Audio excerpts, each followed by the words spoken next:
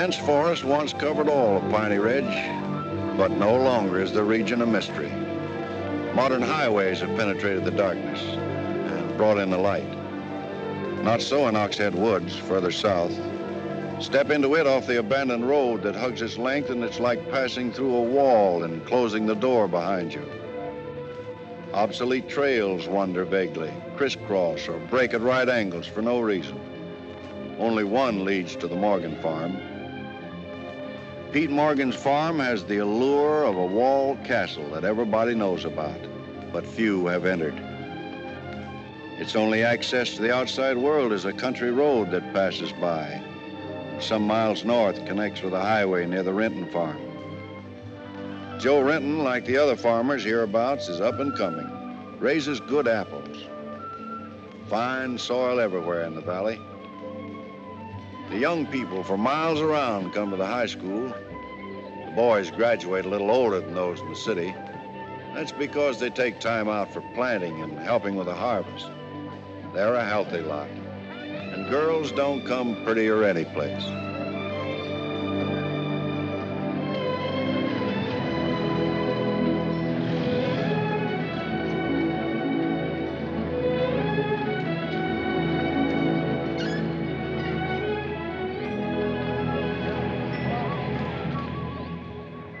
Are we going swimming Sunday? Sure, if I'm not needed at the store.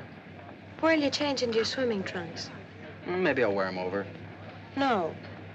Bring 'em. We'll change at the reservoir. Who else is coming? Just us.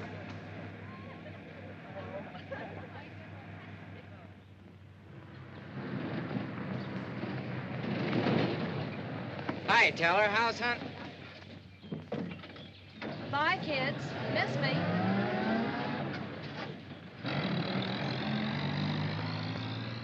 And what are you doing so close to civilization?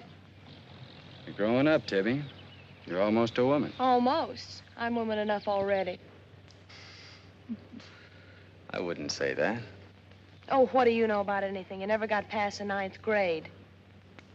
I'm good at plenty of things they don't teach in school.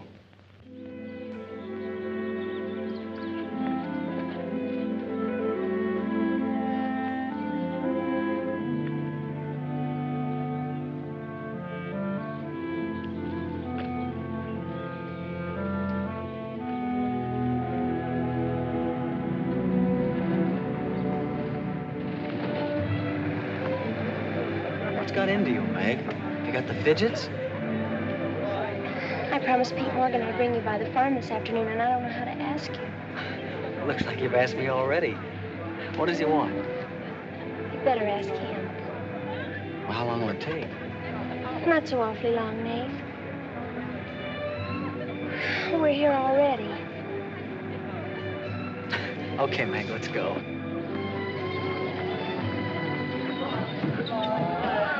Hey, Nate.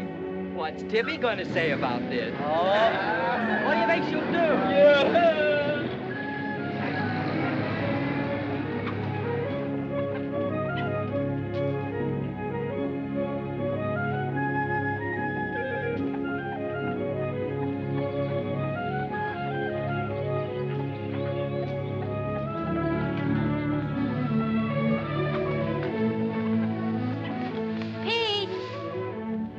Yes, Meg. I brought Nate Storm, the boy I told you about.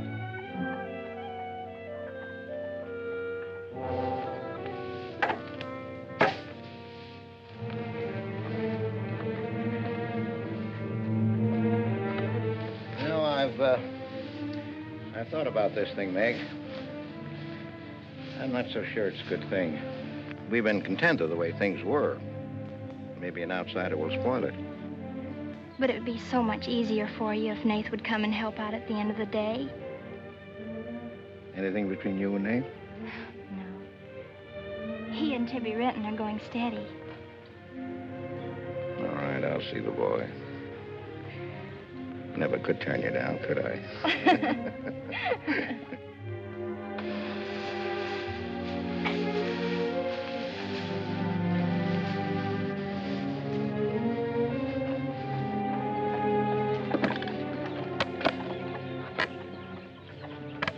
Mick says good things about you, Nate. Maybe you're not as stocky as you might be. Stop growing too soon, Mr. Morgan. How's your mother's store getting along? Oh, well, some days we don't even make $1. What do you want to see me about, Mr. Morgan? You know about my leg? Wood. My sister and Meg have got a curious idea that it's hard to climb a ladder with a wooden leg. Well, it isn't. Oh, sir. What's more, they've got an idea that things are getting a little run down here. Can't do as much as I used to. And so they've talked me into hiring somebody. Help along with the evening chores. I'll pay 35 cents an hour.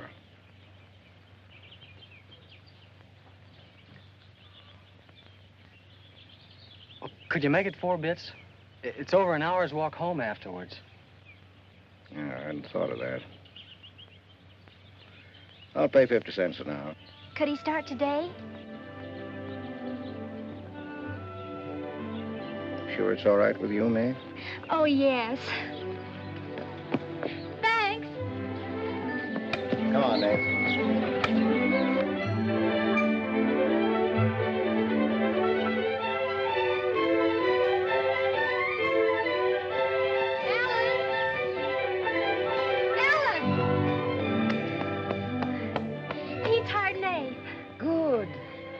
I just hope that Pete hasn't become too used to doing things alone.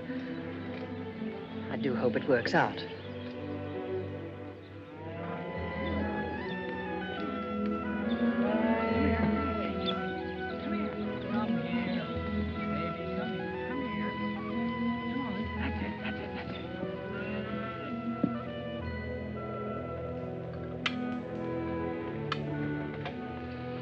You sure you don't want any more, Nate? No, thanks, ma'am. Bet nobody will believe me when I tell them I had supper here. Why not, Nate? Well, didn't you know you and Miss Ellen are known as the mysterious Morgans? Are we? Well, they won't say it anymore. Not when I tell them what a swell layout you've got here, and that you spread the best table in the valley. It's because we're so self-sufficient here. We seldom have any need to go to town. What else do they say about us, Nate? Oh, nothing. Except things like Meg not being your daughter, or even related. Why don't they ask me? Well, I guess they'd rather whisper gossip than find out the truth. What gossip? Well, they say Meg's mother and father ran away and left her when she was still a baby.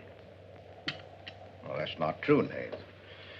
Meg's mother and father went down south to find a new farm.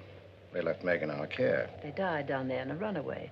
Pete and I adopted Meg legally. There's nothing to be whispered about, Nate. She was only 2 years old then. There's nothing wrong with being adopted. I'm grateful. Sure. And the next time I hear anybody gossiping about it, I'll say, so what? Meg isn't the only adopted girl in the world.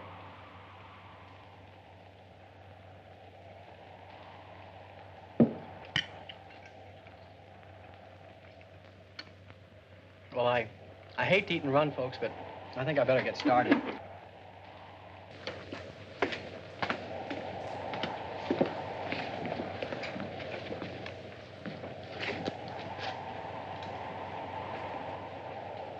It's kind of late, so I thought I'd take a shortcut through Oxhead Woods. You know your way through those woods? No, but the wind's cleared the sky. Well, I'd take the long way around if I were you. I've owned the Oxhead Woods for years, and I'm as brave as the next man, but I wouldn't cross through those woods at night. Woods haven't scared me since I was a kid, day or night. Yes, but you said you didn't know Oxhead Woods. A tree's a tree, and a trail's a trail. The trails lead nowhere. Let the boy go, Pete. I don't want him to get lost. Close the door, Pete. I don't want him to get hurt. Wait, don't take the Oxhead Woods. The footbridge across the creek is out. I'll jump across. Well, there's fog on the other side. Find my way around it. Look, Mr. Morgan, Take the long way around. But I'll save 2 miles by cutting through the Yes, woods. but you won't save yourself from the screams in the night that'll lodge in your bones all your life. Screams from where? From the red house. Well, if I come to it, I'll give it a wide go by. You can't! Did you ever run away from a stream? You can't! It will follow you through the woods! It will follow you all your life!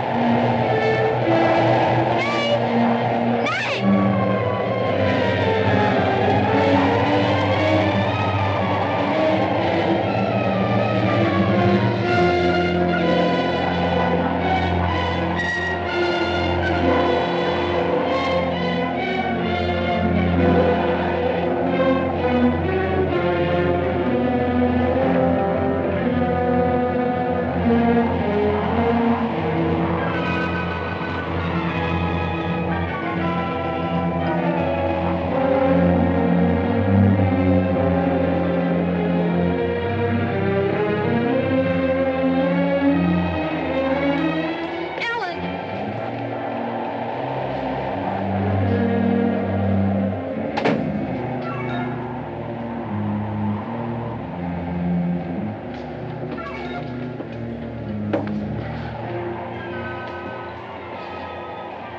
What did you say to him? Nate's a brave lad, but he's a fool. I warned him, but he wouldn't listen. You warned him against what? Courage isn't enough. He won't make it. He'll be back. He'll be back.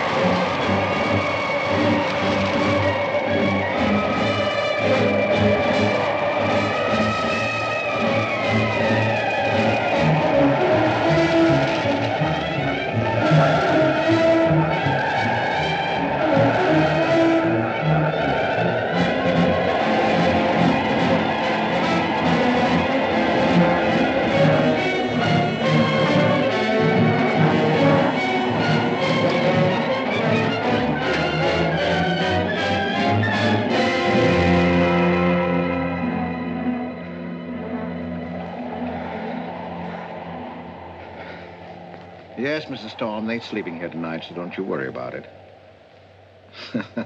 Hard work and the big supper never hurt any boy. Oh, don't you mention it. We're glad to have him. Good night. How did you know he was back?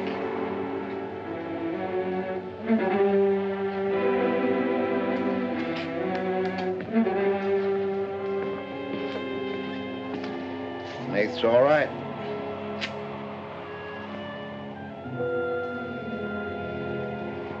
You're going to be a great help on the farm.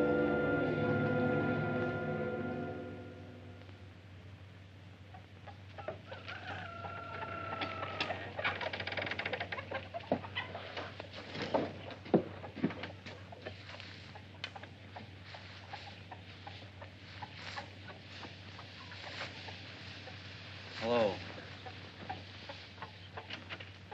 How did you happen to get in here? I ran here. You scared the daylights out of me last night. Seems like the truth shouldn't scare anybody, man or boy. The truth. You and your screams in the night almost... What are you talking about? Now, don't tell me I imagined all that stuff. I went in those woods and I heard things. What things? I don't know. I don't know whether it was the screams you were talking about or just the wind. You leave well enough alone, son. Go in and wash up. Join us for breakfast and you can catch the school bus with Meg.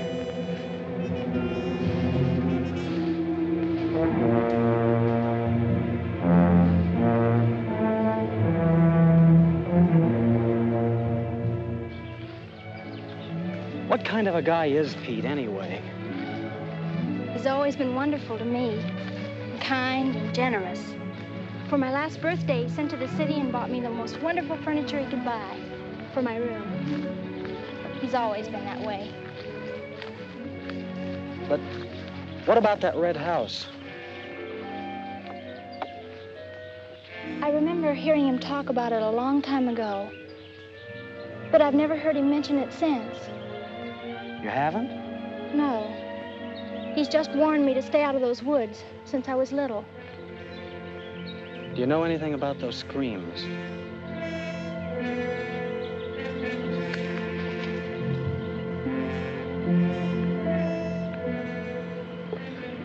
I don't know, Nate, and I'd be afraid to find out. Hey, look who moved in with the Morgans. Okay, so I'm working there, so make something out of it.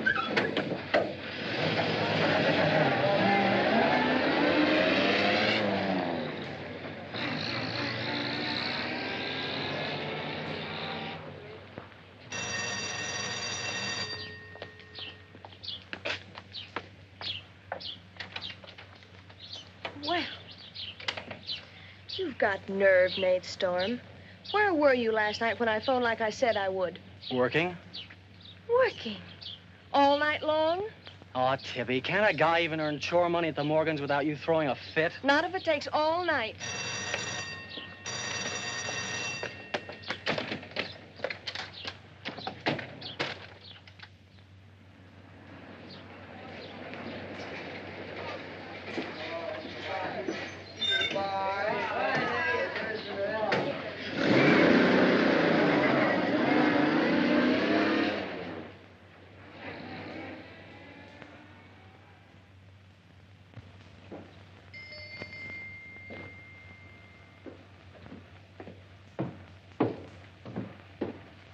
Hi, Mom. See, you're not bowled over by the rush of business. Oh, things have been like this all day again. I suppose folks get tired coming in asking for things they haven't got. Look, Mom, why don't you close the store and marry Don Brent? He's a nice guy. Now, there's time enough for Don and me to get married after you're out of school and on your own. Graduation's just around the corner. Why don't you two go ahead and get married while you're still young enough to enjoy it? Shame on you, talking to your mother that way. Well, you've given enough of your life to me. You go down to town and tell Don you're ready any time he is. He's being transferred north. Well, that settles it. Here he's been courting you since I was in grammar school. If you don't marry him now, he'll meet some chick up north, and then you'll be a dead duck.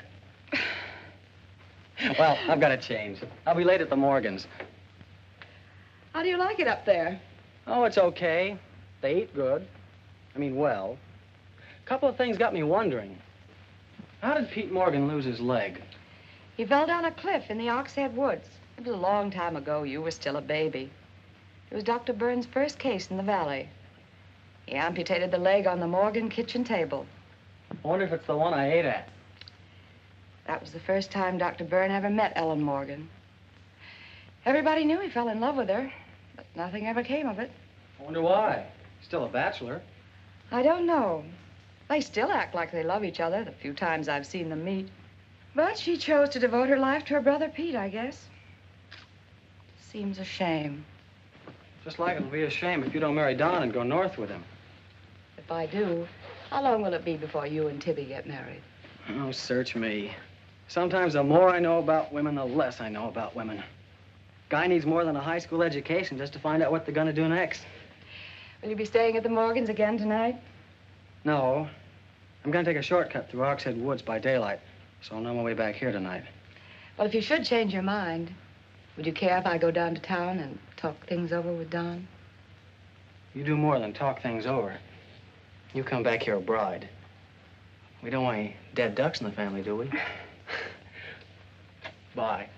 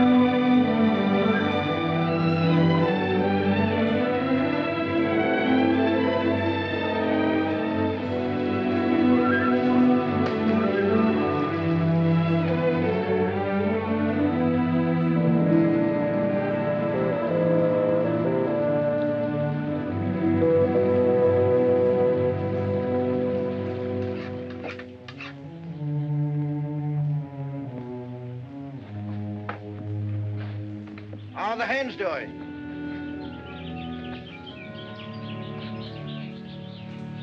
We always have more eggs than we can use.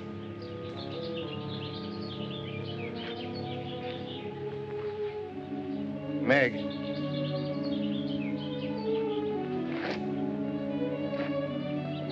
I guess Nath asked a lot of questions on the way to school this morning. Yes, but only questions I've wondered about myself. Things you've never explained.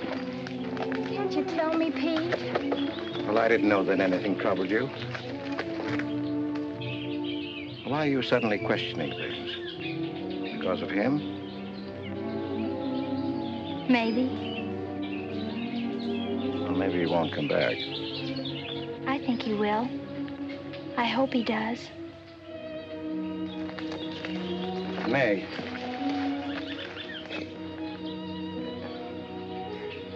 All of a sudden, you seem so grown up. I guess I don't like to see it happen. I wish you were a child again. I wish you needed me just as you did then. I don't want you ever to grow away from us. You mean everything to Ellen and me. I want you to be happy. I love you both very much.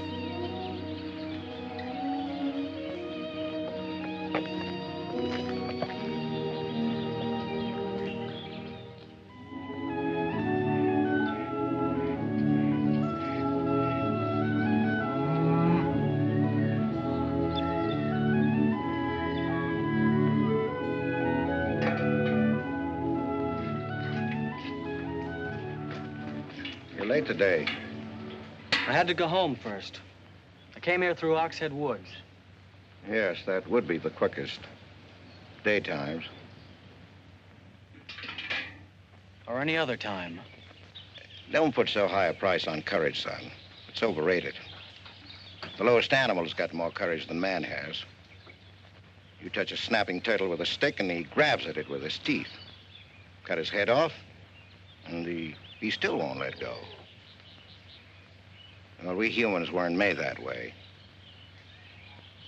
We were born helpless. But we don't have to stay that way. Nobody's gonna call me yellow. Who has? Nobody, yet. And nobody's going to.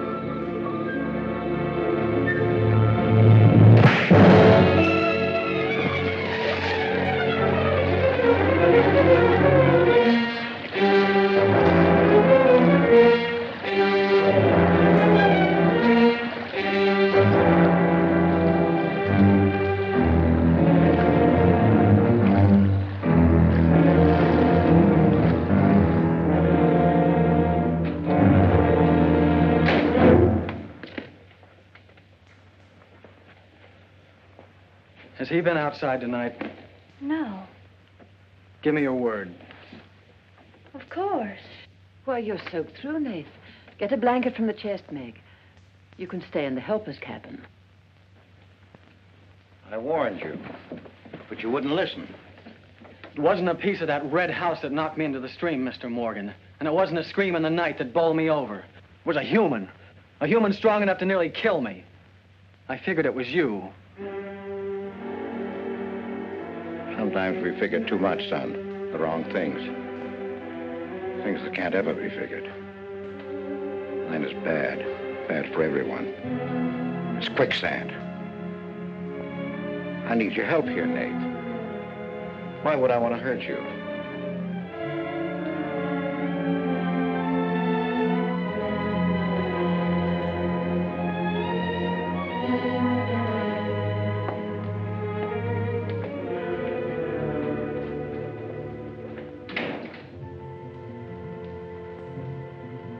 What do you think happened, Pete? There's a curse on those woods.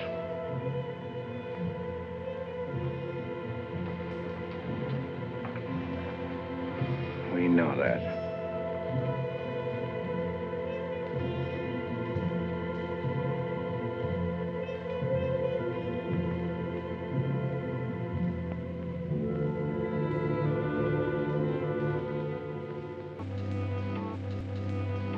Are you going to stay with us, Nath? Why shouldn't I? Well, after what's happened, I thought... And Tibby doesn't want you to, does she? After what's happened, you couldn't get me out of here with a triple-barrel shotgun. Last night, I was a coward. There's some connection between Pete's red house and whoever hit me. I'm gonna find out what goes on out there if it takes exploring every Sunday between now and doomsday. I'll help you. I thought Pete told you not to go in those woods. I can't help it. I want to. Okay. Sunday, we'll go prowling.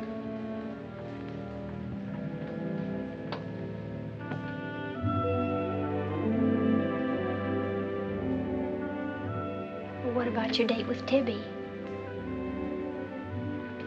I want her to be sure that I don't want you to stay here just because...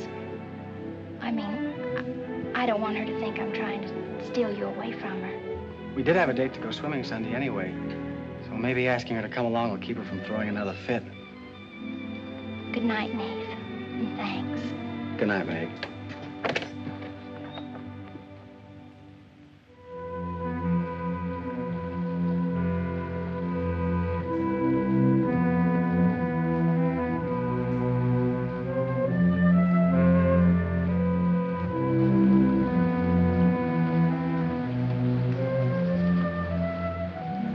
Help me down, honey.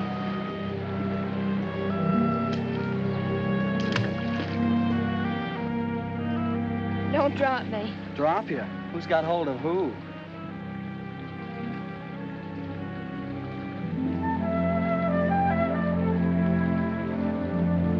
Hey, kids.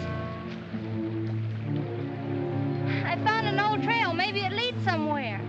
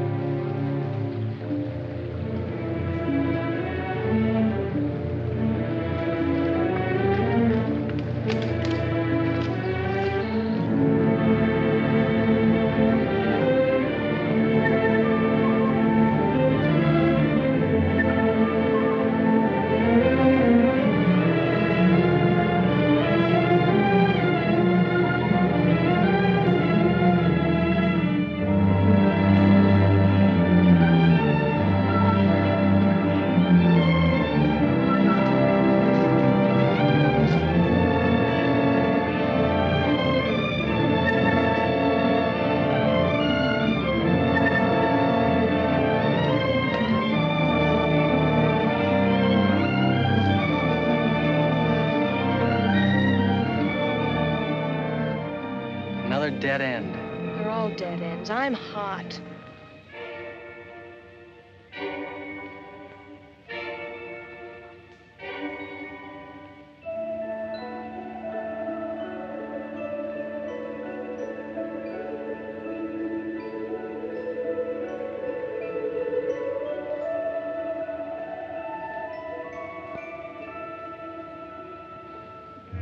We've been on a wild goose chase for 4 solid hours. Find your haunted house on your own time. You're on my time now. Or have you forgotten we had a date to go swimming this afternoon? Just the 2 of us. Remember? Let's go back to the farm, kids. The sun will be just right for swimming.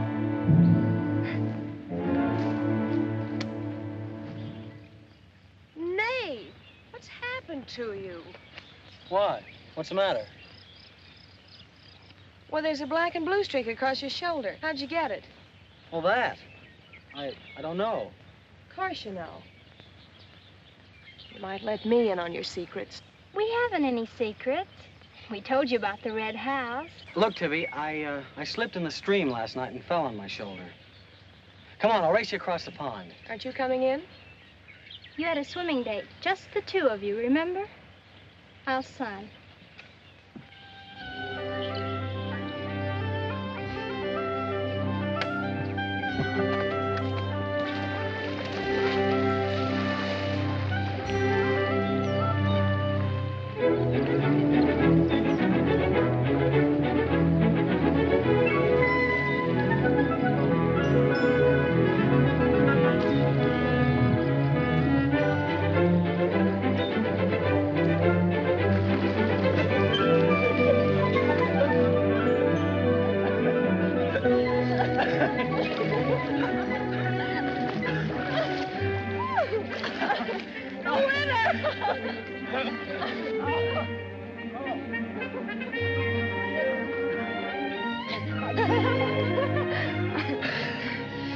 Do you love me?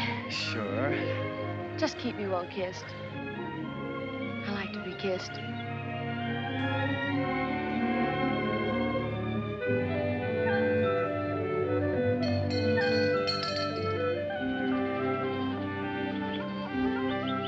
Hey, lovebirds! Dinner's ready!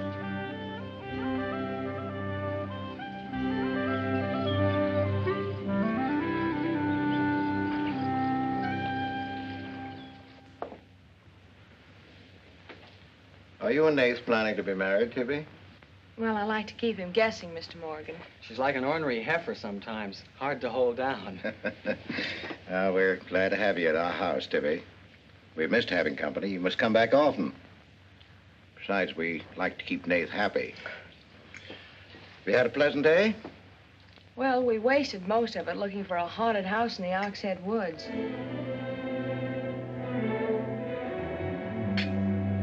I didn't know there was a haunted house in the Oxhead Woods. Well, Nate says it's red and he's got to find it. Isn't that silly? Yes, it is. May I go with you? Yes.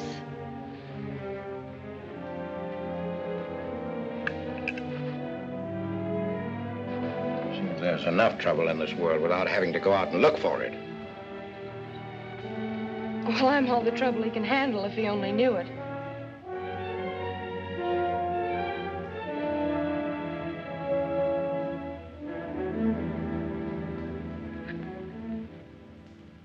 Well, it's swell when you are keeping a secret, blabbing to Pete. I didn't blab. It just slipped out.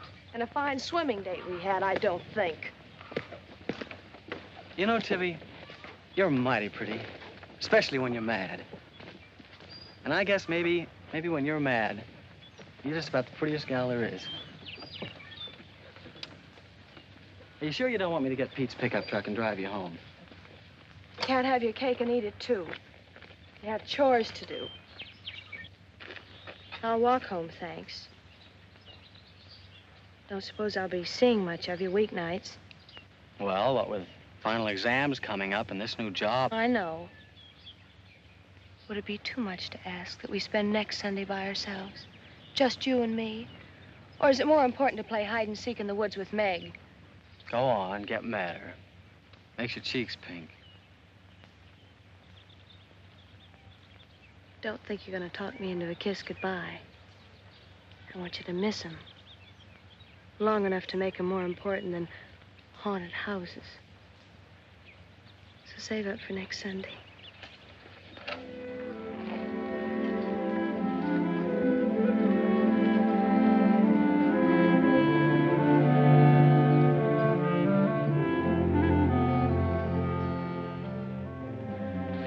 Thought you were napping, Pete. You disobeyed me.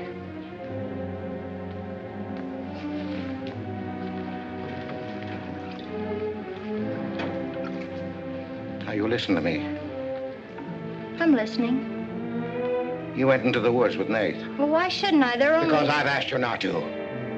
We didn't find anything. All we did was keep getting into one dead end after another. I don't care. Now, you listen to me. All I have in the world is you. If there's anything you want, I'll get it for you. But there's one thing you gotta do for me. You stay out of those woods. I've grown up, and I've got a right to do as I please. I've never laid hands on you in my life. But I'll take the word to you if you do. Pete!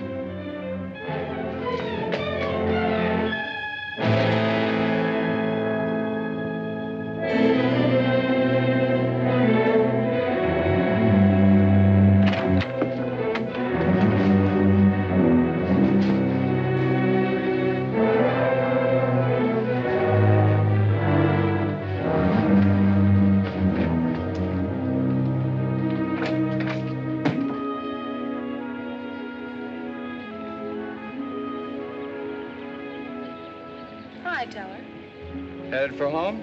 Uh-huh. That's what I figured. Been swimming? How'd you know? Got your suit in that bag, haven't you? What are you doing here? Waiting for you. What for? I want you to do me a favor. You've got looks and all the rest besides. Besides that, I figure you're the kind that's got more sense in your head than comes out of your mouth. Maybe I have. What kind of favor you want out of me? I've got $750. I want you to buy me a government bond. $750? Where'd you get it? You steal it? I want you to buy me that bond. Have them write my name on it and buy it the next time you go to town. There's an extra 10 for your trouble. Oh, I couldn't take my... Sure you could. And keep your mouth shut to boot. I'll be waiting every Sunday till you bring it. Why don't you buy it yourself? Because a guy in a village bank's got too long a nose. And because it'll be a prettier bond if you buy it for me. I better get home.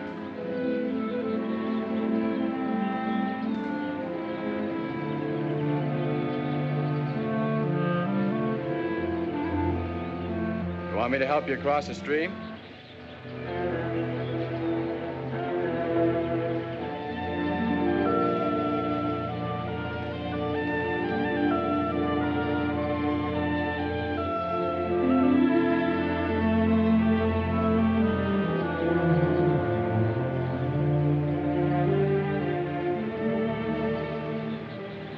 Thanks a lot, Teller. Is that all the thanks I get? How much more do you want?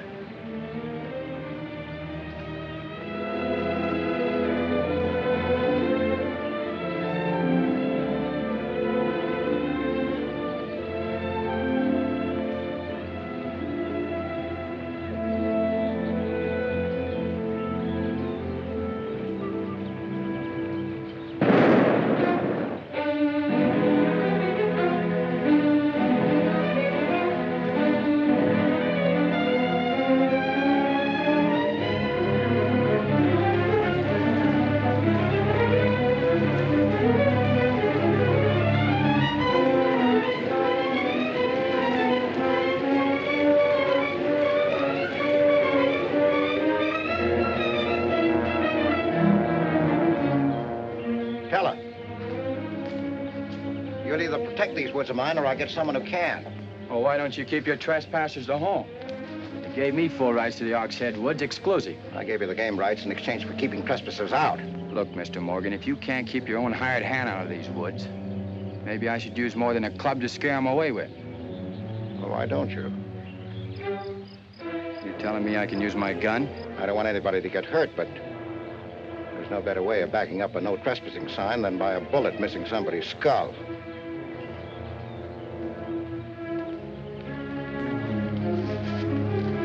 Okay, Mr. Morgan, I'll take care of my end. This is going to be fun. And it's going to be more than that. It's your last chance.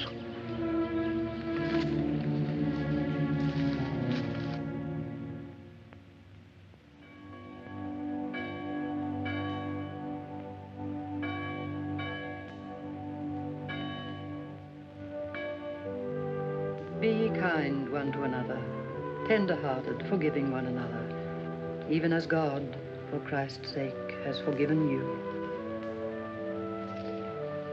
Dear Heavenly Father, we pray to Thee to bless all those on earth who are suffering in heart and mind, body and spirit. Grant them the blessing of hope and faith and strength, peace. Amen.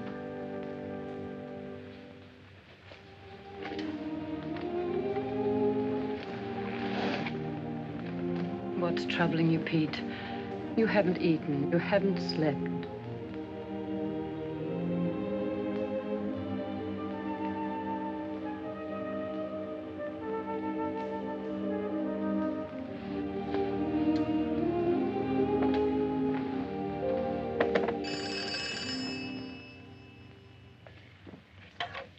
Hello?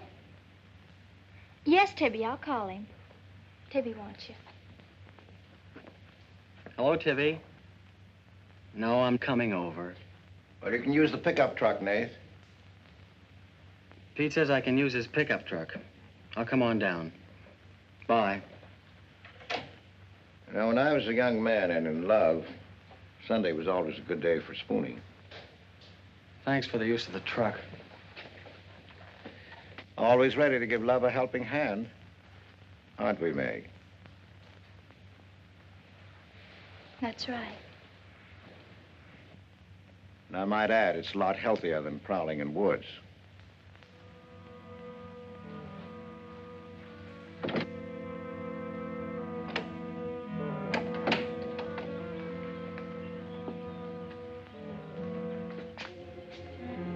I don't care what Pete said. I wish we were prowling in the woods today.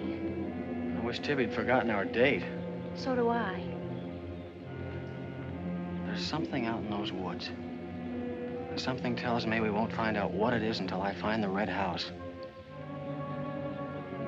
What are we going to do with it when we find it?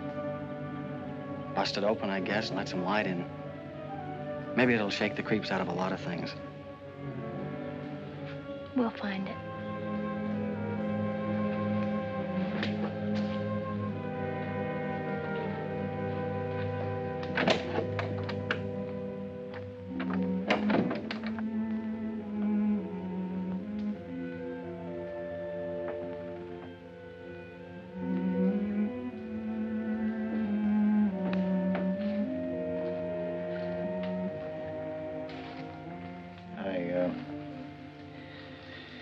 I got this for your graduation. I wasn't going to give it to you until then, but because it's a gray day and because I want you to be happy, go ahead, open it.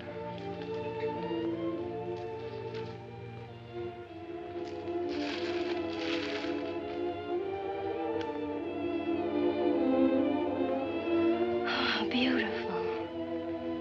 You like it? Oh, I love it. Well, let me put it on, huh?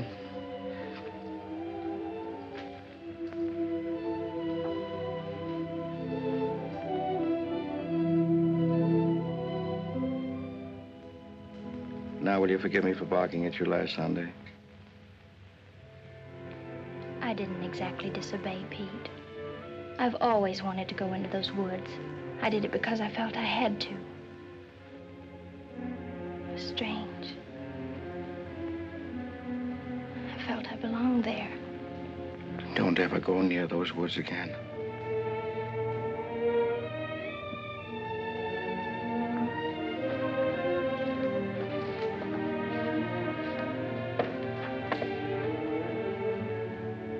Thanks for the watch.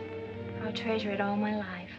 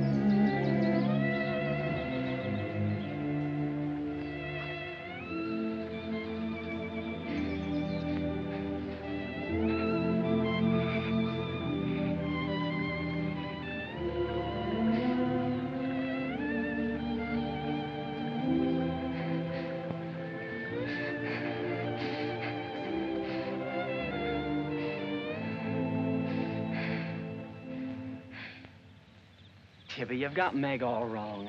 Didn't she ask you up to spend the day and have dinner? Yeah, but why? Can't anybody do anything without you figuring they've got an angle? I've always got an angle. I've got an angle on you. A girl always has a reason when she does something. Does she? Sure. Okay. And what's your reason for dawdling with that guy Teller? What do you mean, dawdling? Just what I said. You think I didn't see you? How could you? Where were you? In the bus? Where'd you think I was? Oh, that. Yes, that. Was there some more dawdling I didn't know about? You don't think I'd be interested in a big dumb ox who makes his living hunting? Well, you were interested enough to stop and talk to him that afternoon. Well, he was sitting on our rocks. I told him to get off him. And what did he say? He said he would. I'll bet. You calling me a liar? Now, don't make something out of nothing. All I said was, I'll bet. You bet what? I'll bet he said he'd get off your rocks. Is that calling you a liar? Pop was right. Right about what? You're too bright to be wasting your time up at the Morgans for 4 bits an hour. Well, they just live off their farm. We make a profit on ours. Since when's there a law against living off the earth? We're gonna live off the earth someday. Before we're finished, we're gonna leave our kids a good farm. I want to clear out of these hills when I get married. Since when? Since now. I don't want to be just any farm wife. It's as good a time as any other to find that out.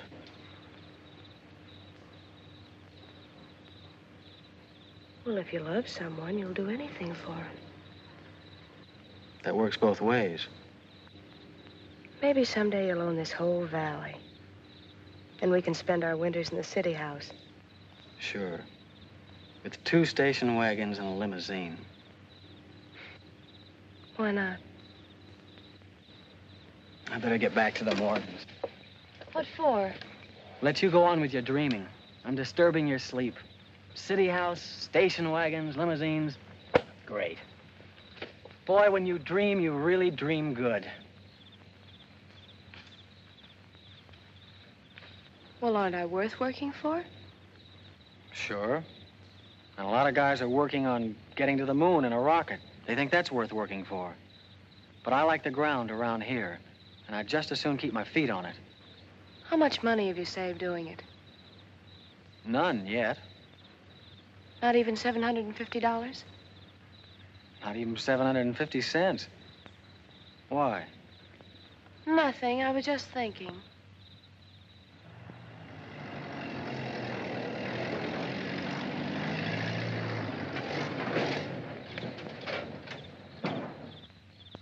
Nate, didn't Meg go with you?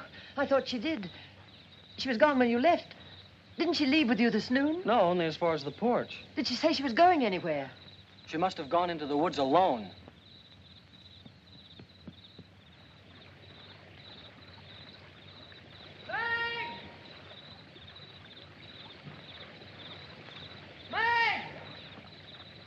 Nate!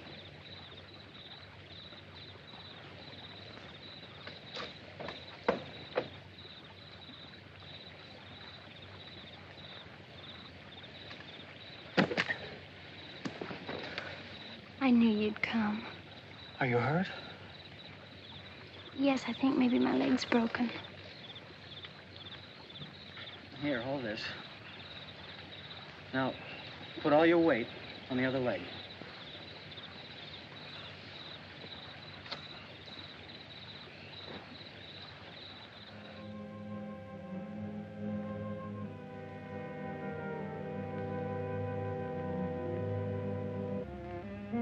We were happy here until that boy came. Meg loved me, trusted me, did everything I asked. And then he came. I'm losing her.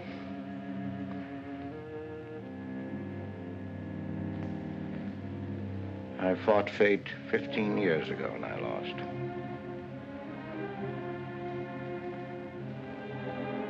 You know that, Ellen. I tried to stay away from that house. Yes, Pete, you tried. She kept calling. I had to go to her. Don't dig it up again, dear. It's buried. It's past. Buried until that boy came here. Nath doesn't know anything about it, Pete. That's all in your mind. Do you think there's a man on earth who hasn't something to conceal? Every living soul has his Oxhead Woods. I can still see her. She knew there was nothing I could do about it. He knew it. Don't dig it up again, dear, please. Why Forget didn't it. they go before it happened? Please. Why did she scream? I loved her. She knew it. Why did she cry out? Shh. It's been 15 years, dear. Put it out of your mind. Don't let it drive you mad again. It's gone. It's over. It can't touch Meg.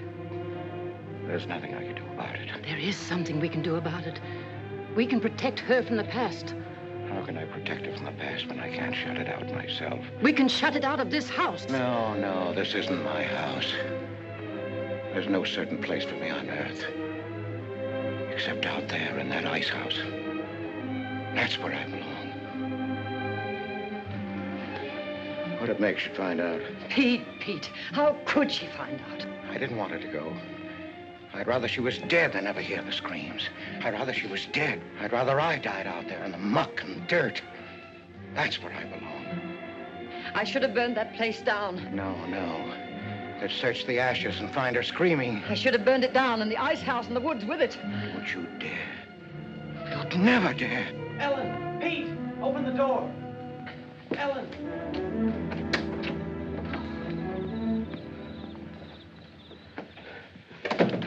What's happened to her? I found her in your woods. Her leg's broken. Call Dr. Byrne. Call Jonathan, Pete.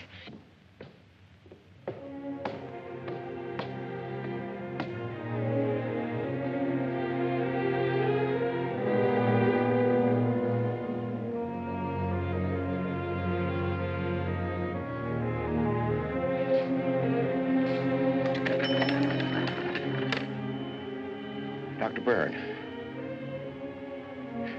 Dr. Byrne, this is Pete Morgan. We need you. Our Meg's leg is broken. Come quick.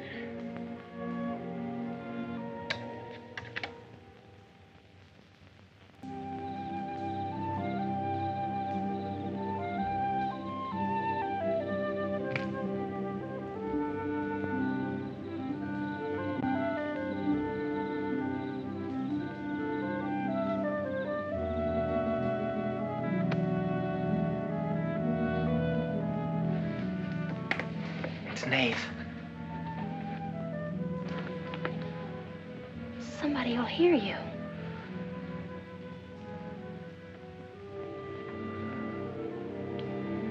Oh, I'm so glad you came. Why did you wait so long?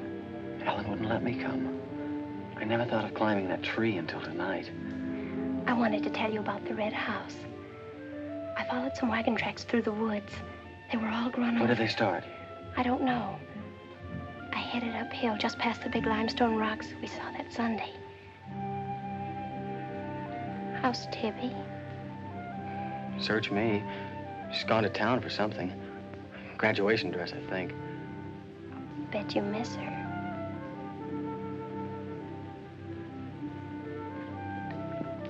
Tell me about the red house. After the limestone rocks, what?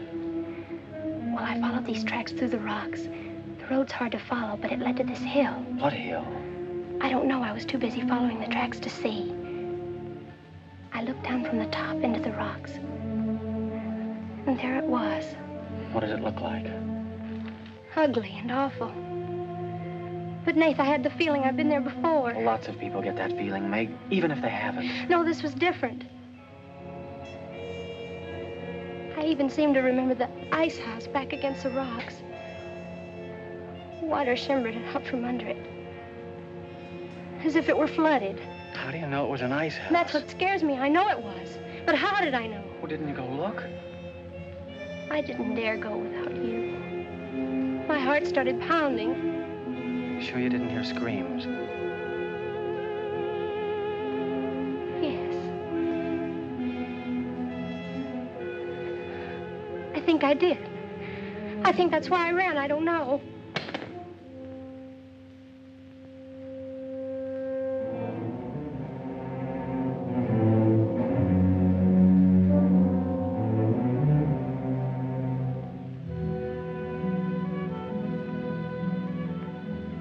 go. But come back again tomorrow night. Your hair tickles.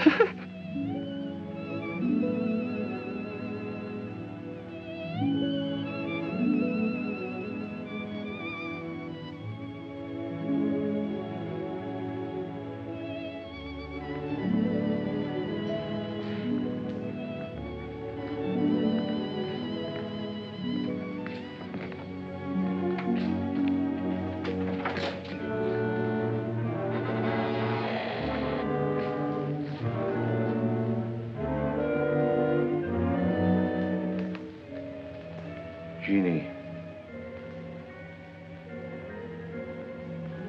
Are you all right? Just turned out my light. I thought I heard you calling for me. No, I was just about to go to sleep.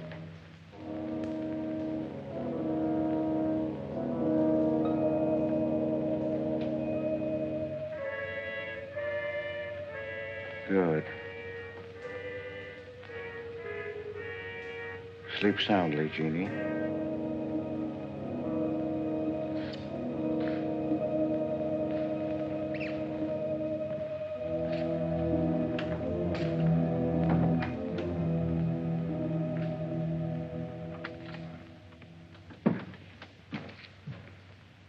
You were in Meg's room just now.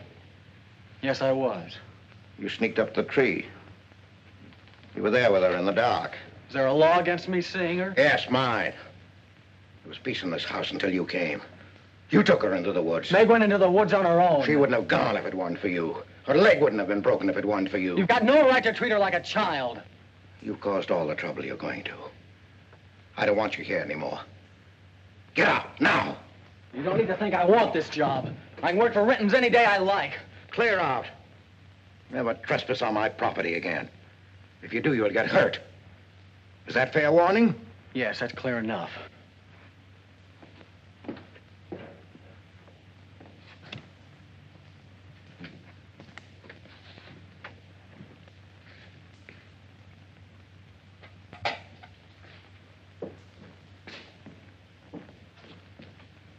You can take one place off. Nate's quit. He's gone to work for Tibby's folks. Without even saying goodbye. But it seems they needed him this morning. Said to say goodbye to you and Meg. That's not like Nate. He's a nice boy. What are we going to do for help?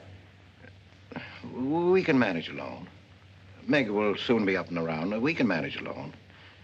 Just you and me and, Meg. Did you quarrel with Nate? Don't lie to me, Pete. Why should I quarrel with a boy? For the same reason you killed Jeannie's husband. Because you wanted her all to yourself.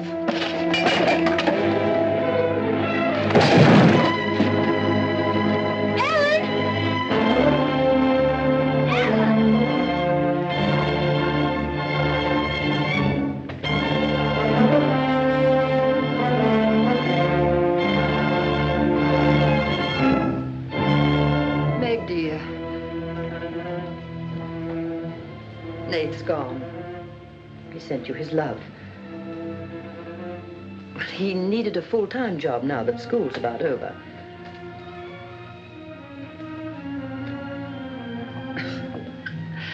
I was putting some dishes away and the wall cupboard came down on my arm. We'll miss Nate, won't we?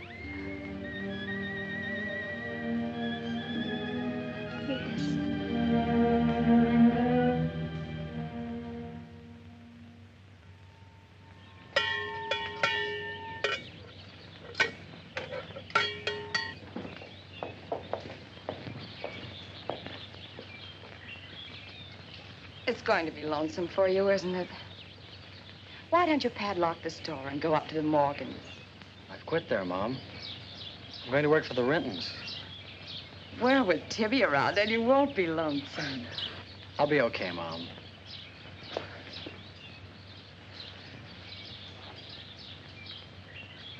Well, happy honeymoon.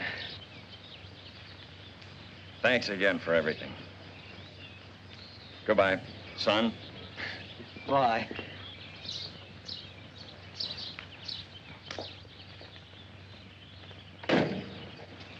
Goodbye, darling. Goodbye, Mom.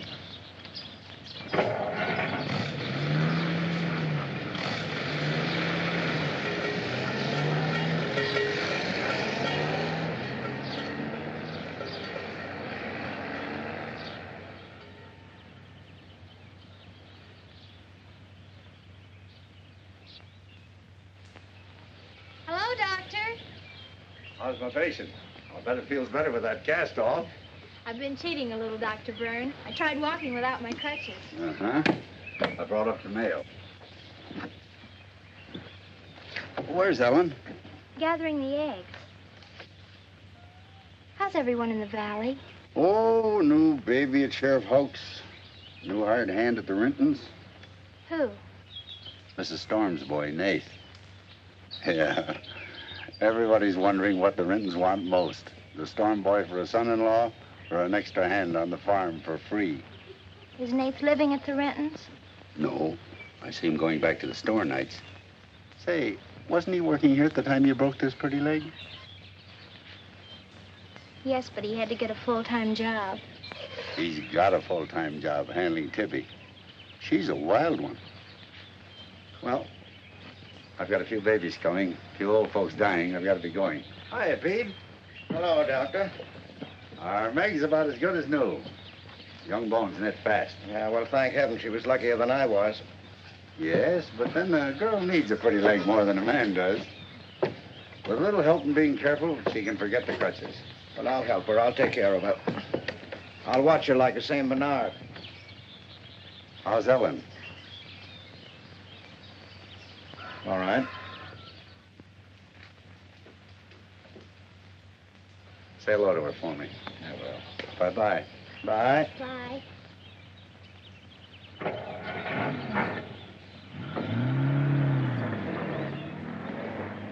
Remember when I had to learn to walk again?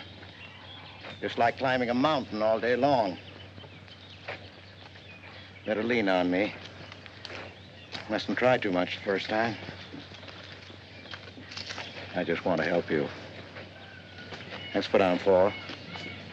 That's what I like.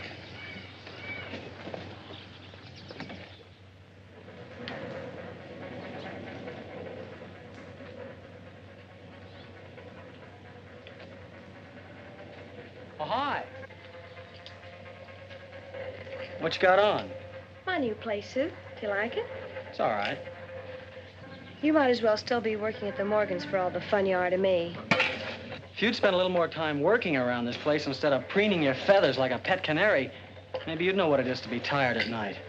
I had a nice Sunday picnic all planned for us tomorrow down by the stream. But I'm not going to waste it on you. You can sleep all day if you want to. No, just till 10 or 11. You didn't sleep till any 10 or 11 up at the Morgans because you wanted to see her. Go stick your head under a faucet and cool off, Tibby. If you want to go on that picnic tomorrow, I'll be here at 11.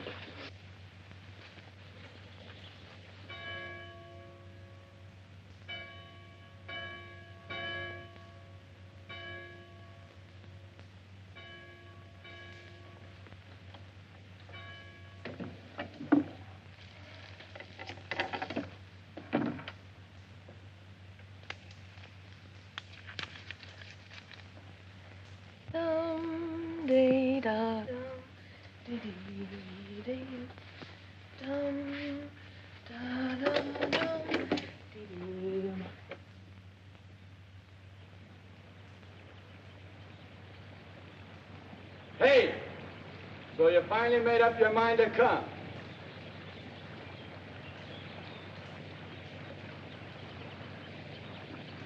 Here's your bond. I've been here every Sunday. Well, I couldn't get here before today. Who do you think you are standing me up? You've been drinking. So what? Well, I'm sorry I came at all. I'm sorry I got your old bond. Did you tell anybody? You're drunk.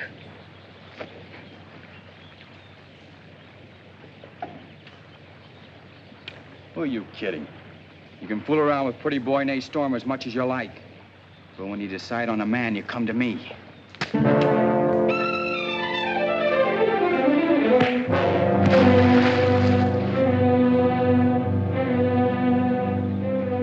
had to catch him when he was drunk.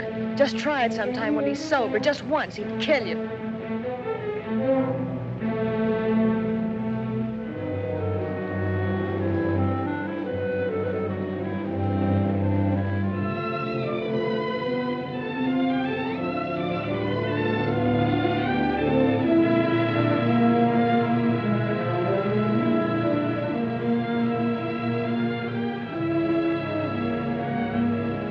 See you're not wanted? Yeah, I can. The next time you feel like snooping around Ox Head Woods, read the signs. The part about at your own risk. Why? Because some yellow belly will sock me in the dark?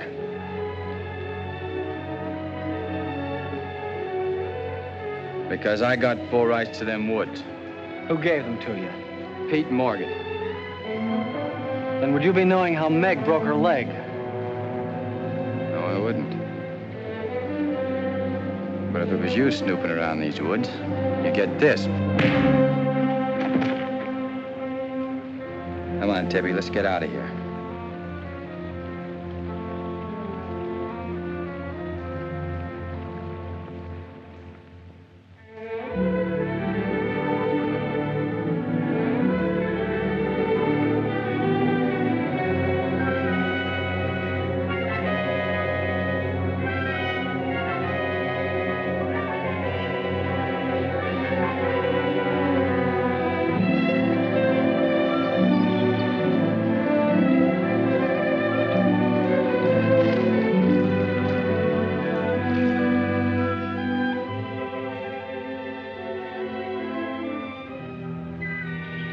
This is the way it could always be, Jeannie. We don't need anybody else.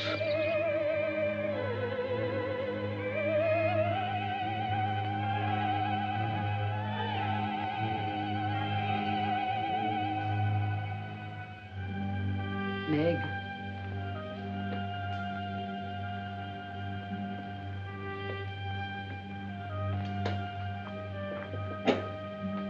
What's the matter, child? I don't know. Just heartsick, I guess. You miss Nath, don't you? Yes. And something's wrong here. I don't know what it is. Wrong in what way? Ellen, who is Jeannie? Where did you hear that name? Pete's called me that several times, and when he does, I'm afraid. When has he called you that name? Up in my room when my leg was hurt, and out by the pond. Has Pete ever laid hands on you? No. Why do you ask that?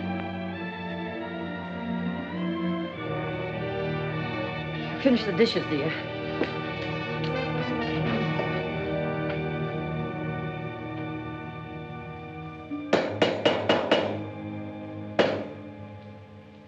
Anything wrong? No. You're working too hard, Pete. Why don't we get Nath back to help? You're better off without him. I'm sure Meg misses him. She's young. She deserves the company of a nice boy like Nath. A little fun. That's what you said about Herb Snell years ago. Herb Snell was fun, remember? I didn't have time to learn how to dance. I was too busy earning the money that would make it possible for me to ask Jeannie to be my wife. And Herb Snell was busy becoming the best dancer in the valley. Nath's like you were, not Herb. He's a fine boy, honest, a hard worker. He has a girl. What does he want with Meg? Meg needs to be with young people like Nath. You can condemn her to loneliness. Meg belongs here with us. Do you want to chain her to this place all her life? All my life, yes. I've given my life to you, Pete, because you're my brother and I loved you and you needed me. You know what it's meant to me, what I've lost. You know what Jonathan Byrne and I might have had. Well, did I ask you not to marry him? No, but you wouldn't let me take Meg with me if I did. Did you expect me to? Whatever happiness I get, I've got to find while I live. You can find happiness by giving it. Well, do you think I could find it with that boy back here? Do you think he stopped prowling in those woods until he found the red house? He wouldn't stop at that. He'd dig deeper. He'd dig up a skull and bring it home as a trophy. What do you think that would do to Meg? What do you think would happen to her if she found out the truth? She'd loathe me all the rest of her life. But you've got to be fair to Meg. All right, so I'm not fair. But I can't let her go. As long as the red house stands in that quarry, my whole life is Meg's and her life is mine.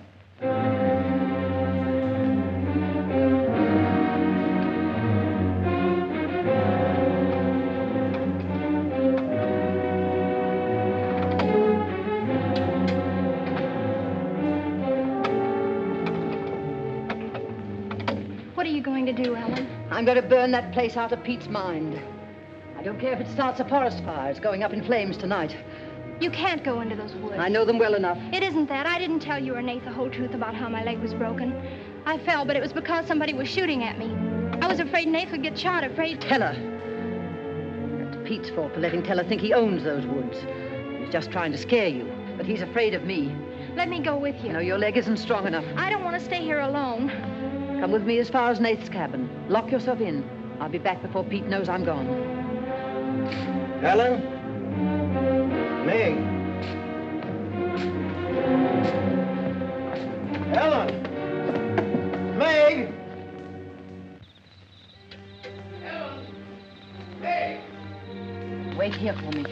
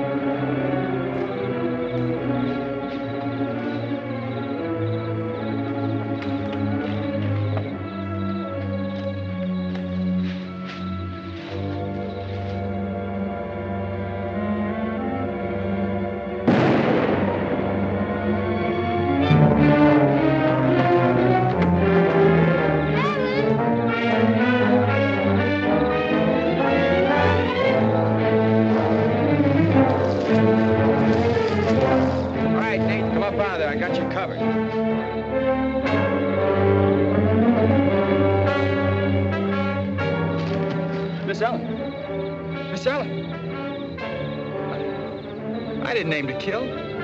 Miss Ellen, please.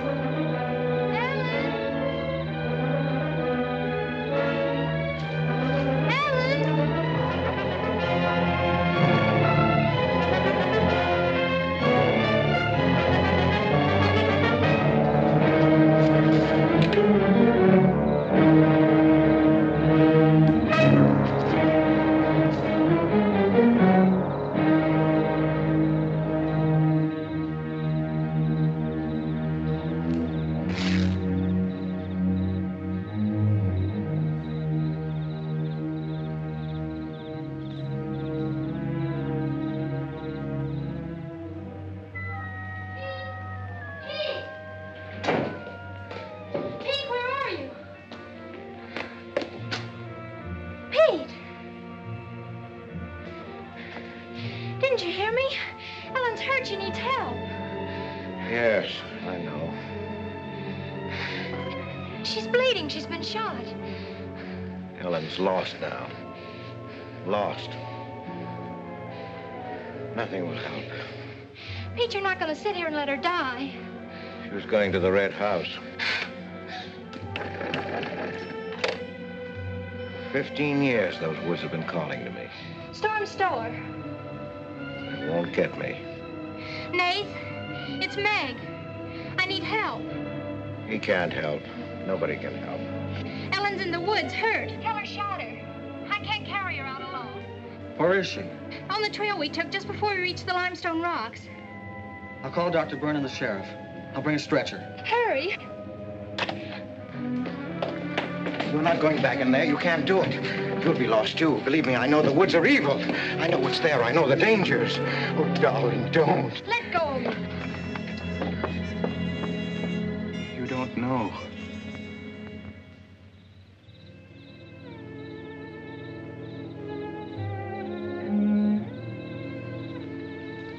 Darling, I've stopped the bleeding. You'll be fine now. You'll get everything you need soon. Nate's coming, and he's called Jonathan. Jonathan, I need him. Does it hurt as much now? Ellen!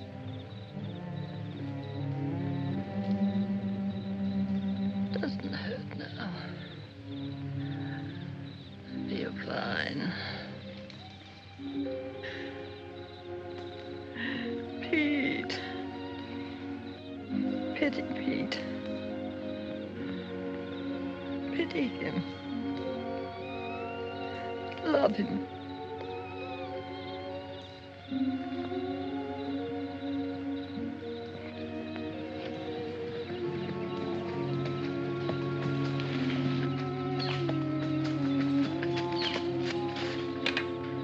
How is she?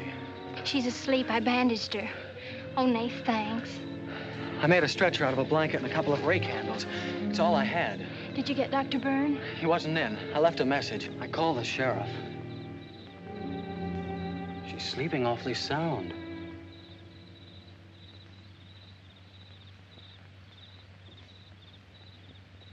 She's dead.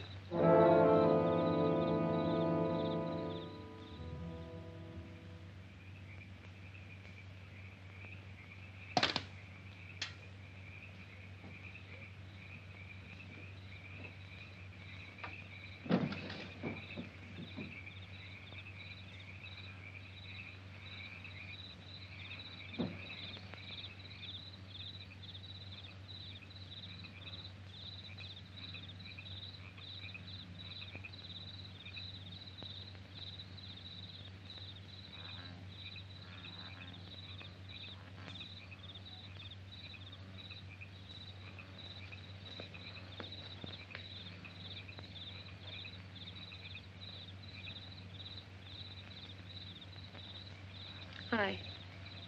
What you got on your mind? Me?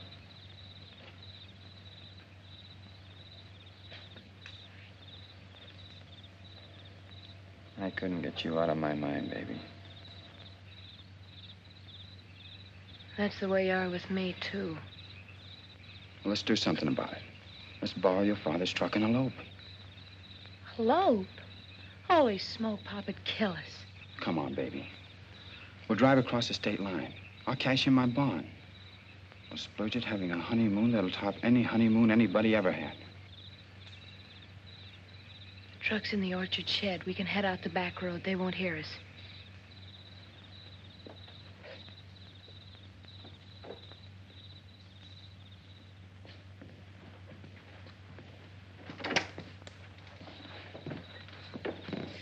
She hurt bad? She's dead.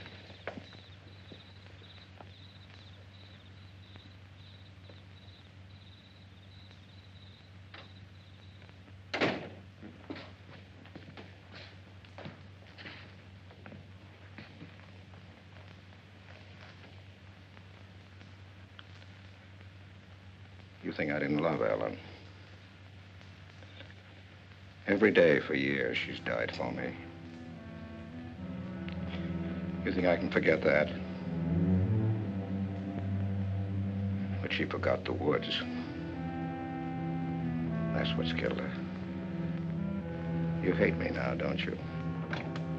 Yes, I think I do. You let Ellen die. No. You defied the woods and you were hurt. She defied them. And she's dead. Ellen didn't hate me. She always understood. You leave me now, I suppose. Won't you, Meg? Yes. Everything I love dies. I can't lose you, Jeannie. Don't call me that name, Pete. Who was she? Who was Jeannie? Was her real name Genevieve? Was she my mother, Pete? I don't know. You do know. I can't stay here any longer. Yes. She was your mother. Now are you happy? What happened to her? Meg, for the love of heaven. She was killed, wasn't she? But it was an accident. It wasn't an accident. Something awful must have happened. You must have hated her. Hated her? I worshipped your mother. No man ever loved a woman more. But she married your father, a man without heart, without soul. Is that why you killed her? No, you've got to believe me, Meg. I never hurt your mother. I never even so much as said a harsh word to her. And then when you were born in the red house, I loved you like you were my own. That's why I remembered the house. It was his fault. He got jealous. He took to accusing Jeannie and me of bad things. He lied. But the worst was when he was going to take Jeannie and you away.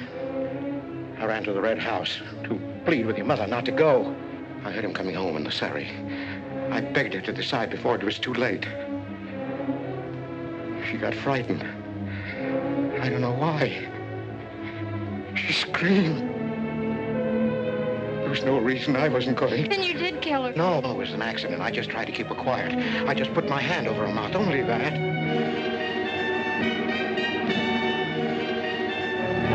She was smothered. Then he came in the door. I went crazy. I knew it was his fault. He was the one who would kill Jeannie. I picked up a bullwhip and I beat him until he wasn't handsome anymore, until he was dead, finished. I was out of my mind. I picked up their bodies and I put them in the surrey. I whipped the horses into the ice house. The spring had broken through in there. The mud was deep, deep enough. When I came to my senses, I tried to kill myself. I jumped into the quarry. Ella should have let me die there. Nate! Nate! Nate, where are you? Nate's gone. He's taken your rifle. He's gone to the woods. Heller will kill him. I love him, Pete. I love him like you love Jeannie, Pete. I don't know the woods at night, Pete. You do. You've got to help me stop him. I'll forget what happened. I won't hold it against you. You can make up for what you did. Jeannie will forgive you. She'll forgive you, Pete. I can end this. I can be free. There was a truck road to the red house. You go ahead. Start the truck. I'll catch up with you.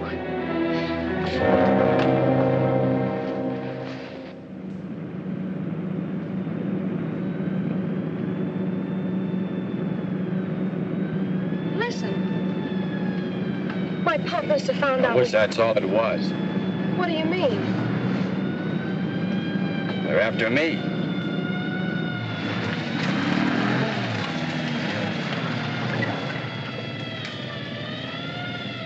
My mama whipped me. Stop that crying. Stop it.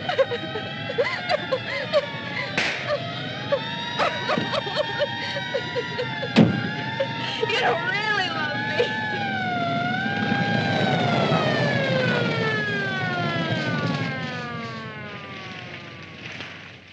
Let her stop.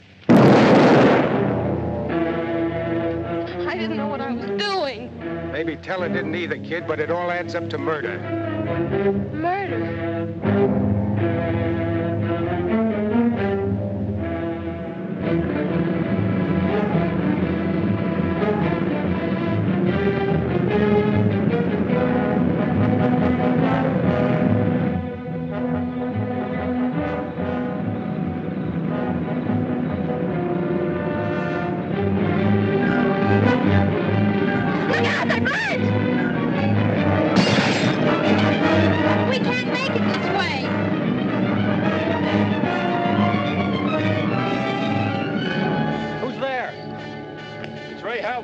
I came as quickly as I could. I telephoned the state highway police. Any signs of Teller? No, Sheriff. But I heard a car here in the woods. Yeah, so did I.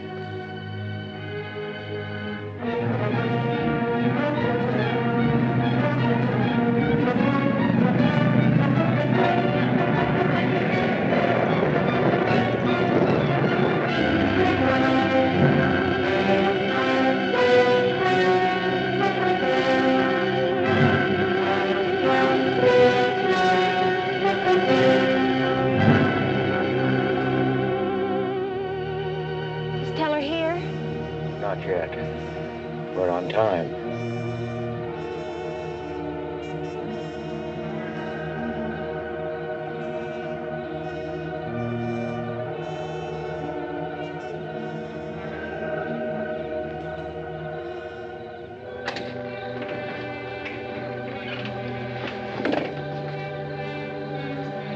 Come, dear. Don't be afraid.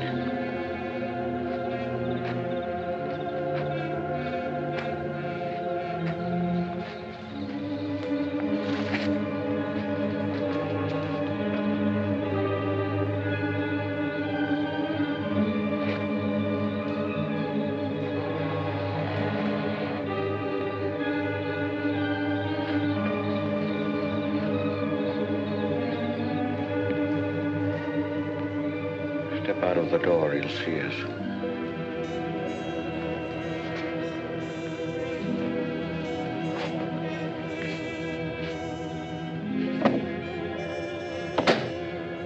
Why must we bolt the door?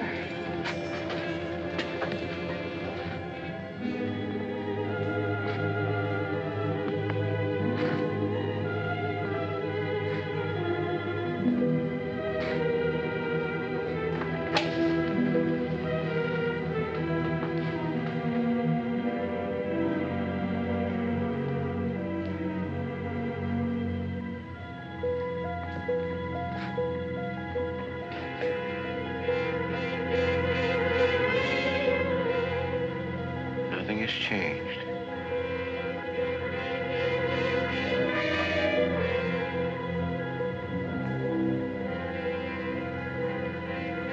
Just as it was.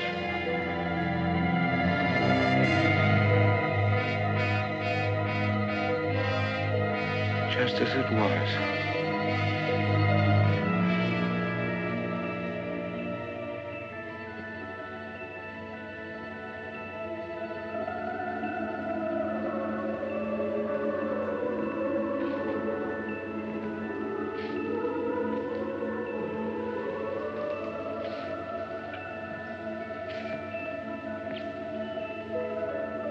She's just like you, Jeannie. I've come to plead with you not to go. Don't go with him, Jeannie. I can't live without you. Pete, we've come here to help Nate. He could be killed. Yes! I'd kill to keep you here. Does Herb love you that much? Enough to kill for you?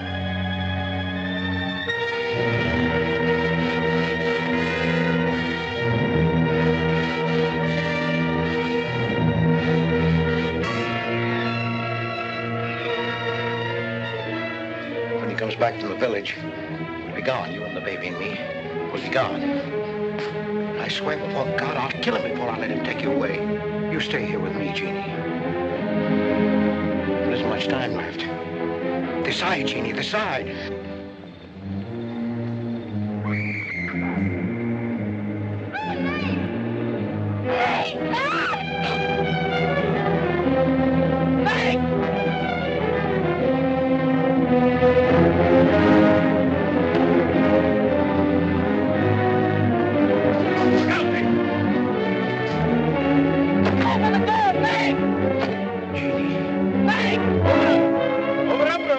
Jeannie.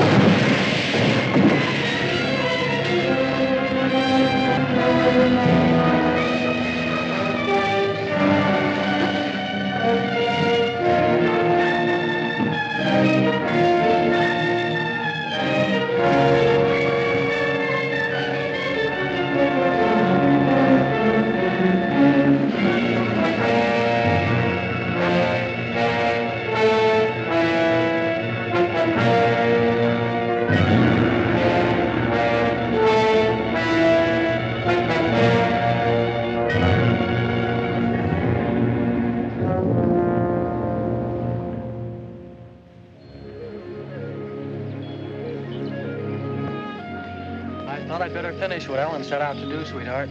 I set fire to the red house.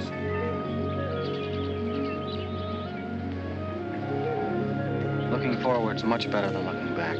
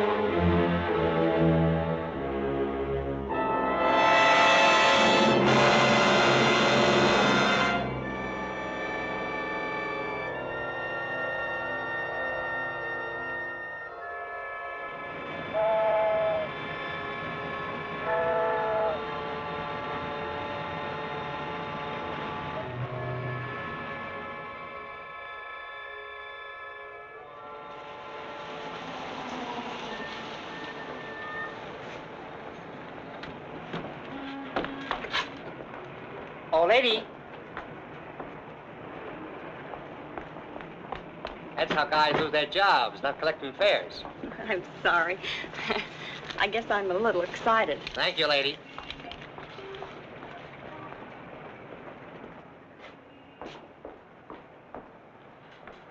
Good evening. Good evening. I'm Mrs. Stewart. Would you give me my husband's room number, please? Lieutenant Stewart. Lieutenant Stewart. Yes, he's arriving today. I wired for the reservation. Lieutenant and Mrs. Paul Stewart. You say you wired for a reservation? Yes, Mrs. Paul Stewart.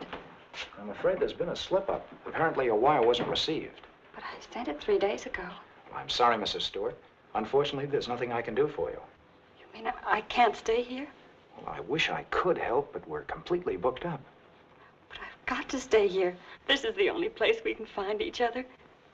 I thought for 2 years he was dead, and now I don't know if he's been hurt or what.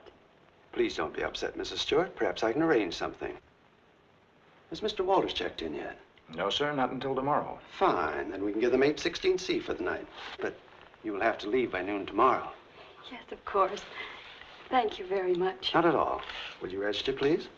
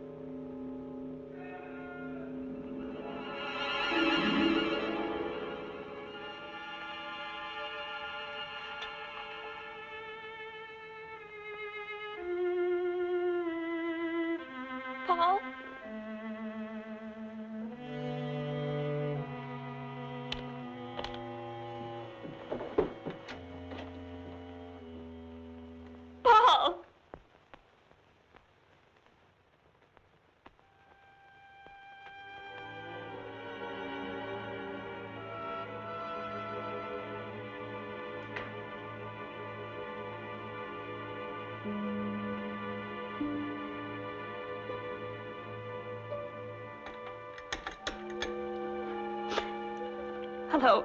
This is Mrs. Stewart. Did my husband come in? No, thank you.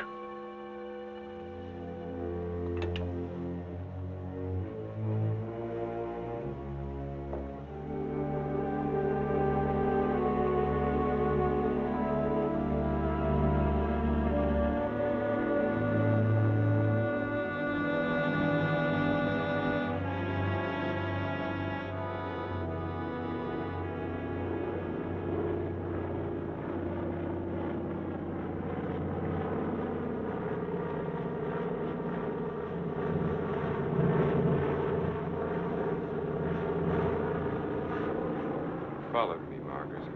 You've been spying on me. I have. I've been watching you for months, making a fool of yourself. I don't think so. Bringing her here. Elaine was just about to leave. I didn't interrupt too soon? Perhaps it's just as well things worked out like this, Margaret. I've decided to ask you for a divorce. A divorce? Well? Why should I divorce you? Oh, please, Margaret, let's be sensible. Whatever we had for one another is gone. We've been afraid to admit it before, but it's true. Elaine and I... Well, I love her. You never loved anyone but yourself. Please, Margaret. I was good enough for you once, but now you want someone younger. It's not that way at all. It's just that I can't go on with you any longer. All right, Richard. You can have your divorce. You're right. We are strangers. But I have some pride, and no one's going to think you've cast me off like Margaret. that. You want your precious Elaine, and you can have her. But people are going to know the truth. I'll start right in by telling the room clerk you've been entertaining your girlfriend in our apartment. Then I'll call the newspapers. Careful, cautious Richard. Destroying everything he is for the sake of a cheap Get little... away from that You phone, asked for it, Margaret. and you're going to get it. Leave that phone I'll enjoy alone, telling your Margaret. friends Leave what that you and your phone little lovebird alone. have been up to. I hate you.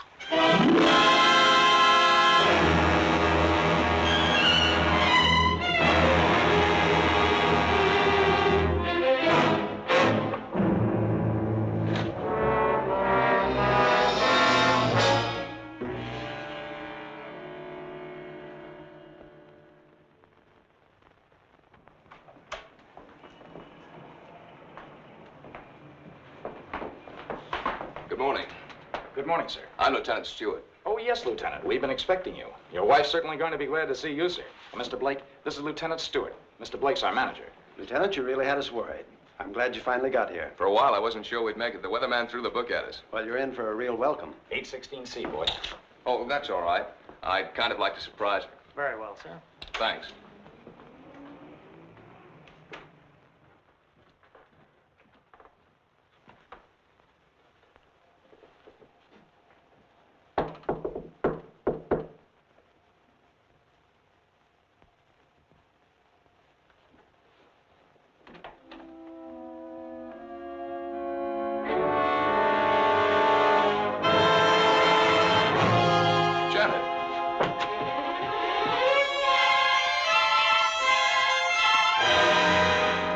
What's the matter?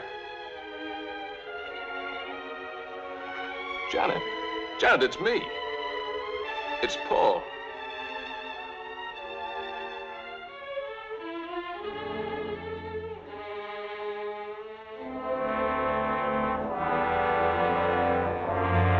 Janet.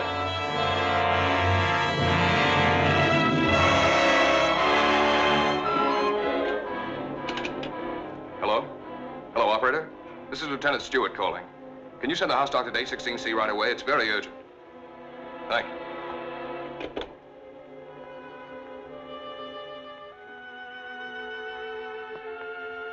Well?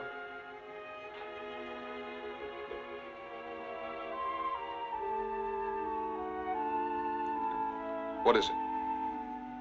What's wrong with her, Doctor? I'm not sure. I think she's suffering from some sort of shock. I'll be frank with you, Lieutenant. This is a little outside my line. But there must be something you can do for her. We ought to call in a nerve specialist, a psychiatrist. Can you suggest one? There's a very good man in the hotel, Dr. Cross. If we're lucky, we might find him in. This is Dr. Blair. Will you see if Dr. Cross is in for me? Thanks. Cross has had a lot of experience with this sort of thing. I'm all right for a broken arm or an old-fashioned hangover. But when it comes to the mind, well, Hello, Dr. Cross. This is Blair in the hotel. How are you?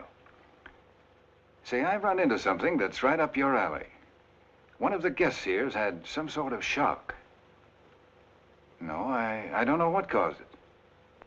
Oh, would you? Well, that's mighty nice of you. Thanks, Doctor. 816C. He'll be right with us. She was so alive when I saw her last. I can't quite believe this.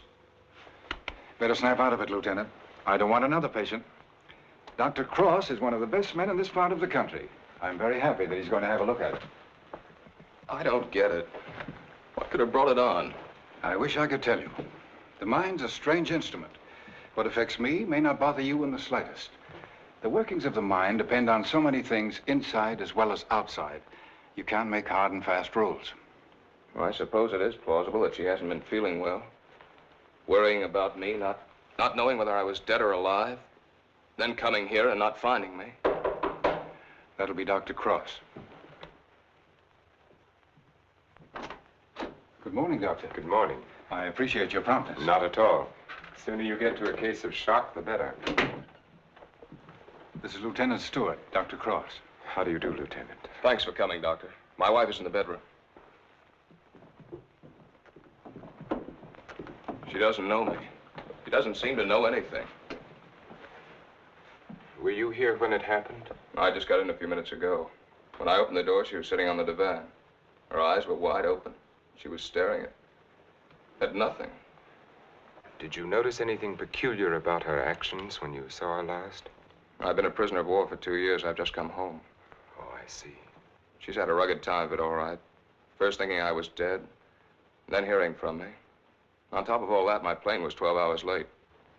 Would you say that she was a nervous, imaginative girl? No, sir. I've known her all my life. We came from the same small town in Michigan. Went to school together. She's just a nice kid. What's wrong with her, Doctor? She's had a nervous collapse, went into shock.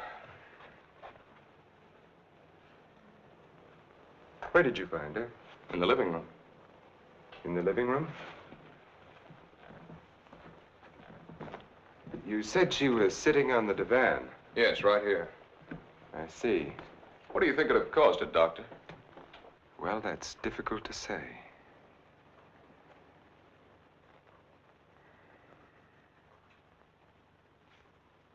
You have no idea how long she might have been sitting there?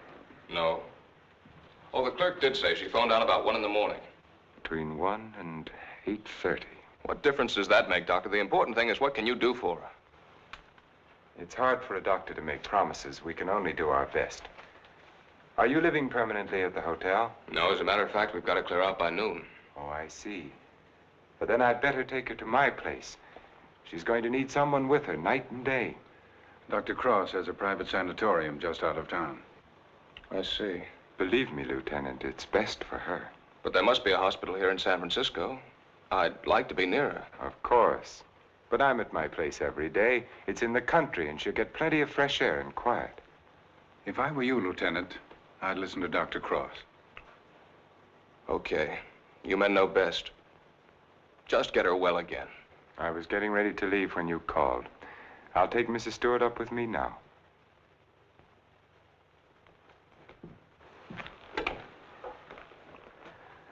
Hello, this is Dr. Cross. Will you get my office, please? I'm going along with her, Doctor. I'd rather you waited, Lieutenant, until I've been able to give her a thorough examination. It's quite possible your presence may excite her and do her more harm than good. It's just that it's been so long since I've seen her. Why don't you drive up with me tomorrow? Miss Jordan, will you call the hospital and tell Miss Hatfield to have a room ready for a new patient? We'll be there shortly. Yes, that's right. You pick us up at the hotel. Right. You'd better pack a bag for your wife, Lieutenant. Thanks, Doctor.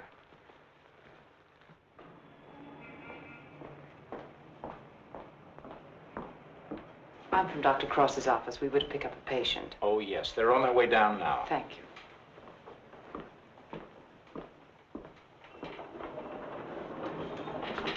Your car's waiting, Doctor. Thank you. This is Miss Jordan from my office, Lieutenant Stewart. How do you do, Lieutenant? Mrs. Stewart has had a nervous collapse. What a shame. Don't you worry, Lieutenant. We'll soon have her well again. You'll call for me in the morning, right? Yes, I'll pick you up at 11:30.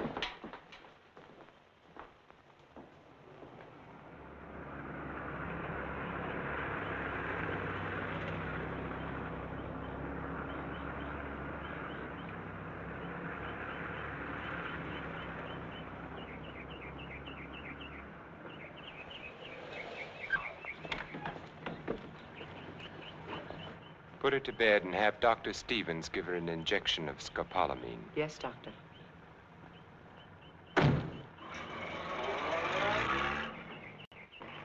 Miss Hatfield, Good morning, Doctor. your patient is coming in at the ambulance entrance. You have a room ready? Yes, I have, sir. Thank you.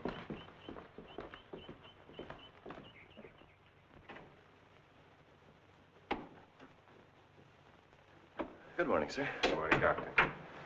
How is she? Quite relaxed, sir. What's her trouble? Amnesia shock. She's had her injection. Yes, she's ready to talk now. Thank you. That'll be all.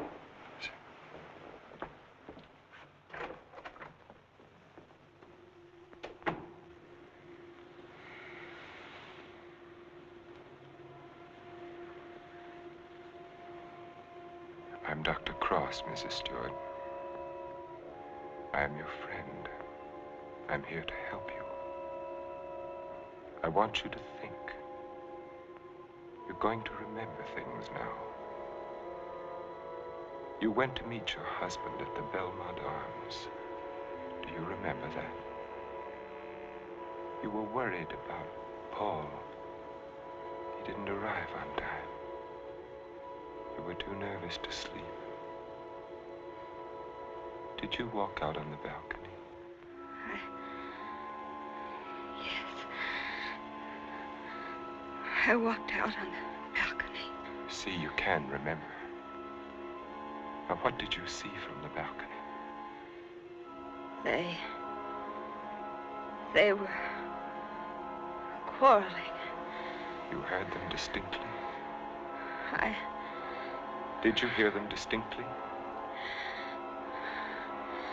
He's trying to stop her. He's going to hit her. He's hitting her head. He's killing her. Who? Who's hurting the woman? That man. He's her husband. He's killing her.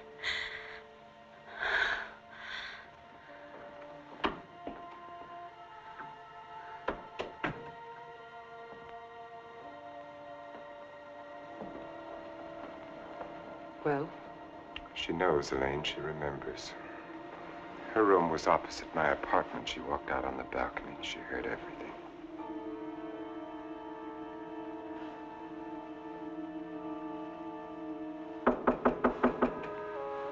Yes? Can you come now, Doctor? They're having trouble with Mr. Edwards again. Yes.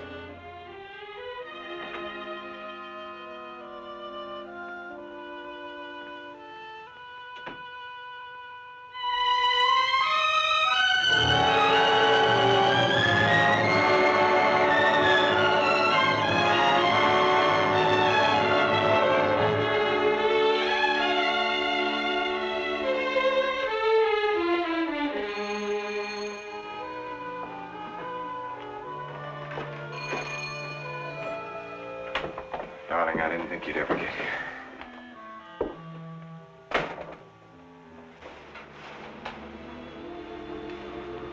I love you.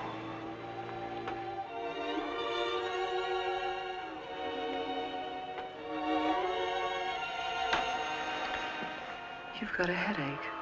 I can tell from your eyes. Yes, it's bursting.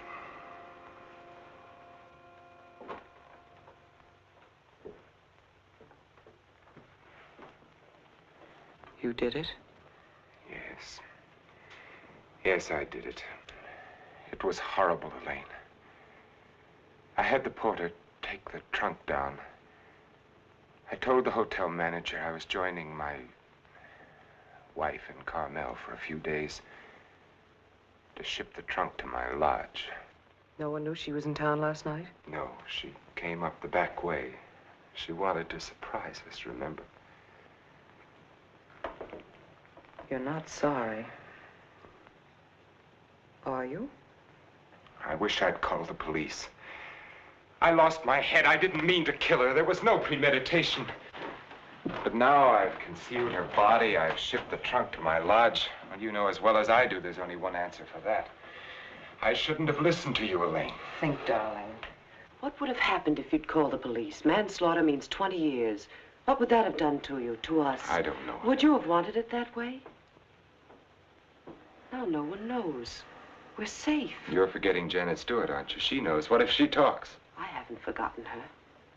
She can't tell what she's seen as long as she's in this condition, can she? The shock will wear off in a couple of weeks at the most. It'll wear off if you let it, Dick. Elaine, I'm a doctor. She'll talk only if you let her. You mean too much to me. It's the only way out, Dick. It's the one and only way out for us. If I don't know, Elaine, I've got to think.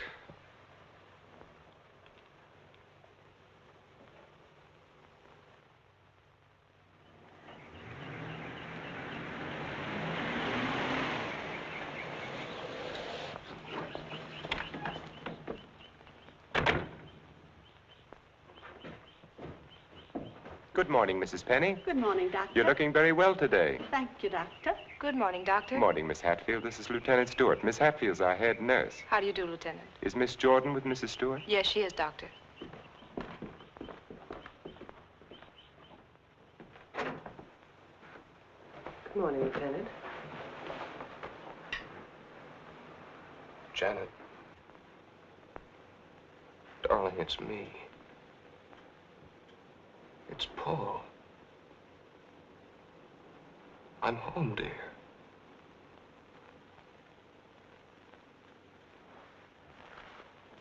She's worse. Not really. She was restless, and we gave her a sedative. You've got to be patient, Lieutenant. It's going to take time. And you must try to stop thinking of your wife as she was. You see, when you were reported killed, she had a terrible time adjusting herself, but she did. Then when the news came that you were alive and on your way home, it was hard for her subconscious to accept that because the first adjustment had been so difficult. Then, of course, when your plane was late, she thought she'd been tricked, that you'd never sent that wire. Don't try and let me off easily, Doctor. Give it to me straight. Tell me, can you help her? That's a very difficult question to answer. Sit down, Lieutenant. The mind is a delicate, fragile thing. It's almost as intangible as faith. And that's what you're going to need. A lot of faith in yourself and in your wife and in me. Please don't think I haven't faith in you, Doctor, because I have. But yesterday, after you left with Janet, I needed someone to talk to. Of course. So I went to the Army hospital and I talked with some of the doctors. I told them Janet was in your care. They said that I couldn't find a better man. But, well, you know how it is. I figured that maybe two minds might be better than one. And I asked if another opinion mightn't help. Well, that's perfectly understandable. If you want a consultant, by all means, bring one in. Thanks. They recommended Dr. Franklin Harvey. Harvey? Well, I studied under him. He's probably the best man in his field. Oh, that's swell, Doctor. I was a little embarrassed. I didn't want you to think that... Not at all. I'll phone Dr. Harvey and have him out here. Good. Well, I might as well go back to town. If it's all right, I'll run out again tomorrow. For Mrs. Stewart's sake, I'm going to have to ask you to observe our regular visiting days, Sundays and Thursdays. I'll phone Dr. Harvey and try to have him out here Thursday so that you can talk with him then. Okay, we'll make it Thursday. Oh, I thought you'd like to know, Lieutenant. She's resting quite easily now. Thanks. Goodbye, Doctor. Miss Jordan. Bye.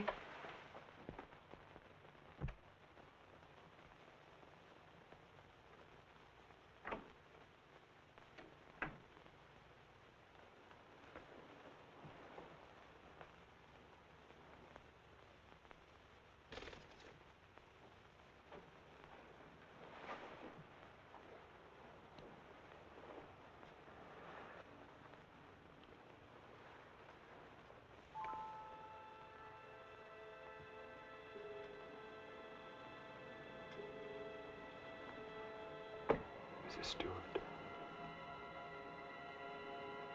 Mrs. Stewart. You're going out on that balcony again, Mrs. Stewart. You're looking into the other apartment. You're listening to the argument. Do you remember what happened to the woman? He's hitting her. He's hitting her with the candlestick. And now he's hitting you. No. Hitting you with the candlestick. Hitting your head again and again. My head is hurting my head. The candlestick is killing you. Soon you won't be able to remember anything. You can't hear the sound now. You can't hear anything.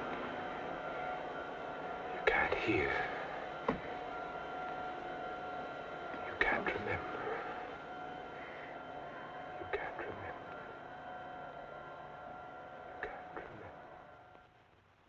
Edward's condition is deteriorating rapidly. If this continues, we will have to take steps to put him in a more suitable institution.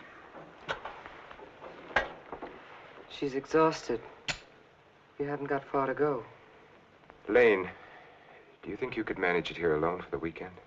Certainly. Why? The trunk should be there tomorrow. I've been wondering. There are no servants at the lodge. What'll happen when the trunk is delivered and there's no one to receive it? Nothing. They'll just leave it on the back porch. When are you leaving? Tomorrow.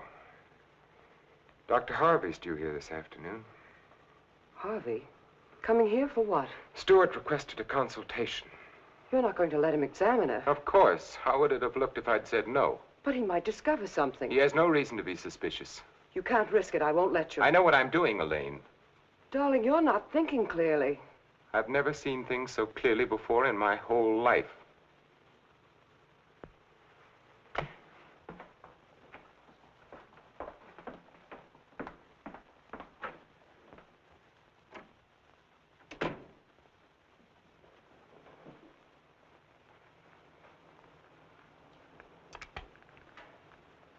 You'll send me a report on her spinal test? Yes, Dr. Harvey. And the other specimens? Yes.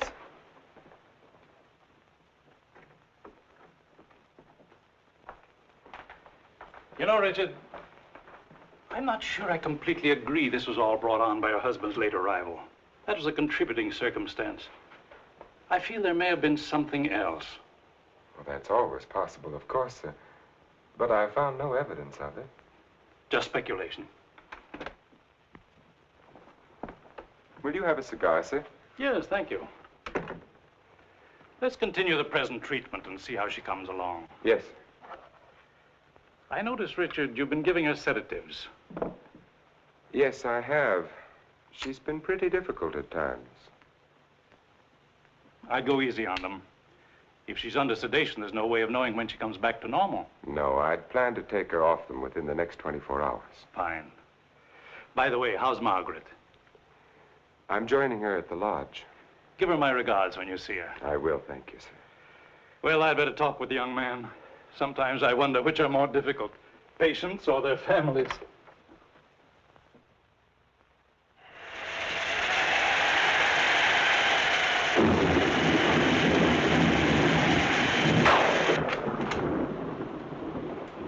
Hiya, beautiful. Hi. Yeah, what a night. You don't happen to know a blonde who'd like to relax with me, do you? That's what I thought you'd say. Coffee? Please. And poor Edwards, these storms don't do him any good. He kept ducking into his closet and slamming the door after him. Finally had to lock it. How's your patient? All right, I guess. I was talking with her husband. It's kind of tough coming home and finding a wife in that condition. Yes. Can't figure Dr. Cross's treatment. Why keep the poor guy from seeing his wife? I think it would have helped snap her out of it if she saw more of him. Dr. Cross doesn't want to get her excited. After all, the attack was brought on by worry over him. Yeah. That was close.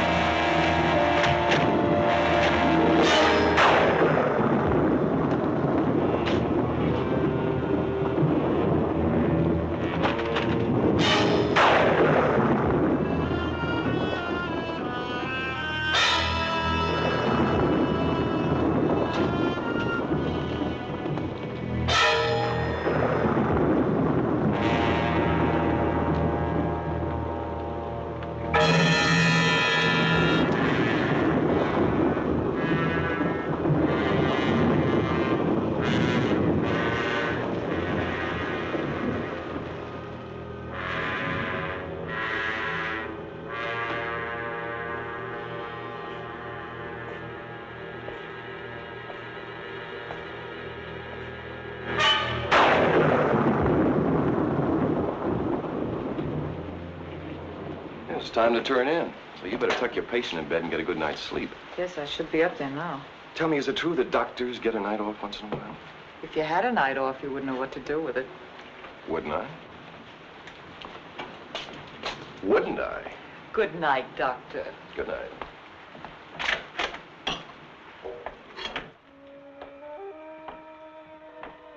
Well, another stormy weekend.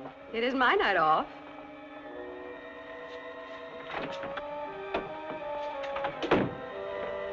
Well, anyway, the rain will help Jane on her day off.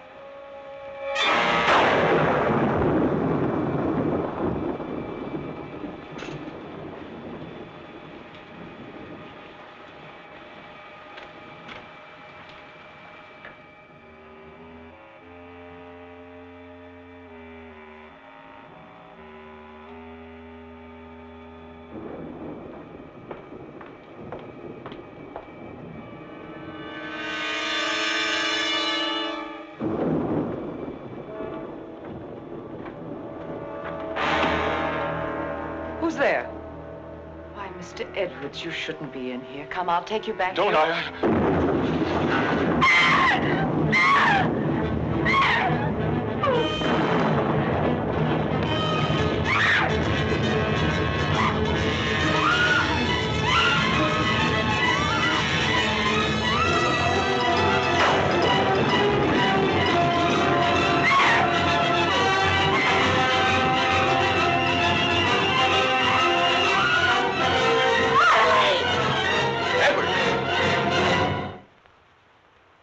Don't be afraid.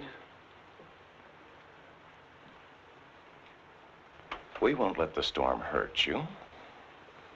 You're coming back to your room, aren't you, Mr. Edwards? Aren't you, Mr. Edwards?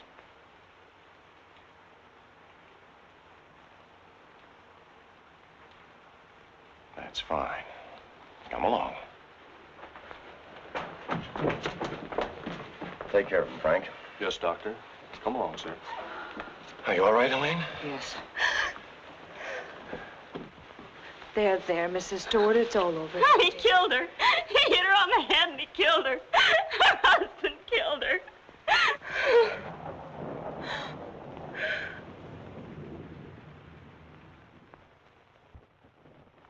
Edwards became very violent last night. This morning we found that he had a key hidden away. I ordered the lock on his door to be changed. As for Mrs. Stewart, she's suffering from hallucinations. She keeps insisting that she witnessed a murder, which obviously... Come in? Oh, hello, Lieutenant. They told me I'd find you here. I hope I'm not interrupting. Not at all. It's kind of rough, isn't it? Yeah. She's out of her head. She's got a crazy idea she saw a murder. What am I going to do? Ah, you're going to sit tight. She's in good hands. So they keep telling me, but... Oh, she's getting worse. Now, I'm thinking of taking her back to San Francisco, to a hospital there. I wouldn't do that if I were you, Lieutenant. Dr. Cross is tops, you know that. You brought Harvey in to consult. You can't do any better than that. But I can't just sit around and watch her get worse. I've got to do something. Lieutenant, I wouldn't try to kid you for the world. So far, we've tried to snap her out of it with quiet and rest and simple foods. Now, there are a dozen other things we can do. Electric therapy, insulin shock. Insulin shock? They use that in the Army on guys who blow their tops. Well, sure they do, because it often helps. But you're not going to turn it down on that account, are you? No. Well, then relax. The setup here is perfect. Everybody's rooting for you. Now, just take it easy. You mean that? Okay. Say, put in a couple of extra licks, Doc. I'd kind of like to take her home soon. Okay, Lieutenant. We'll do everything we possibly can for her. Goodbye, Doctor. Goodbye. Oh, I beg your pardon. Look at this. Mrs. Cross is dead. What? The body of Mrs. Margaret Cross, wife of the noted psychiatrist, has just been recovered from its resting place among the rocks at Point Lobos. Mrs. Cross has been missing since Friday night. Coroner Jess Haynes has pronounced the death accidental.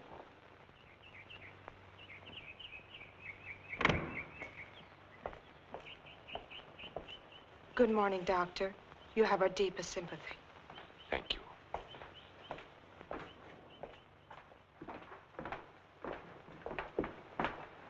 I'm terribly sorry, Doctor. Thank you. Will you come in, Miss Drew? Yes, sir.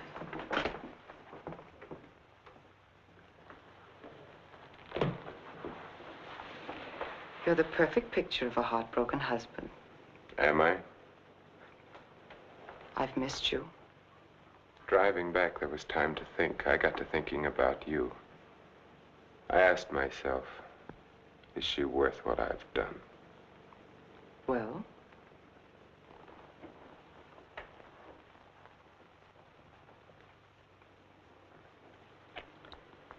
That was a very satisfactory answer. How did things go while I was away? Oh, darling, things are going so well I can hardly believe it. What do you mean?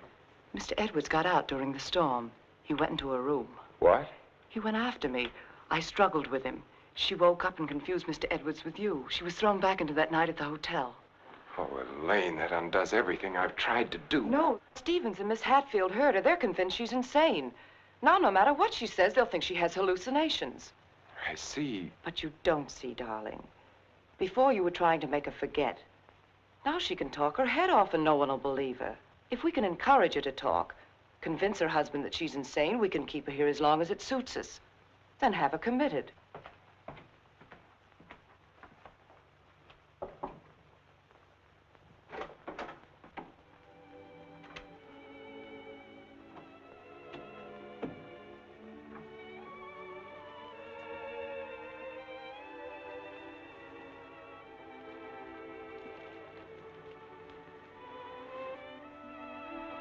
Darling. Janet, darling. It's me. Wake up. I'm here, dear.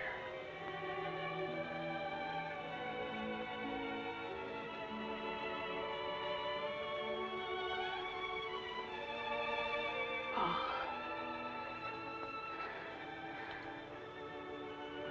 I've waited all night for you, darling. What took you so long? Don't worry, I'm with you now. We have to be out by morning, Paul. They won't let us stay. Lieutenant Stewart. You shouldn't be in here. Paul! It's him! Who is it, dear? Him! He killed her. He killed his wife. He picked something up, Paul, and he hit her with it. He was arguing with her, and he killed her. I know, dear. You've upset her, Lieutenant. You shouldn't have come in here. Come outside with me. Give her a hypodermic, nurse. Don't leave me here. You'll kill me. Come back. Easy, Paul, no. What is it, Doctor? What's happened to her? Lieutenant, I'm going to be perfectly frank with you. What you've just heard is something I've been afraid of. There are times when patients emerging from amnesia suffer from delusions. It doesn't happen often. I'd hoped it wouldn't happen in her case, but you heard her yourself. But why? Well, that's hard to explain. But if you come with me, I think I might be able to clarify it for you.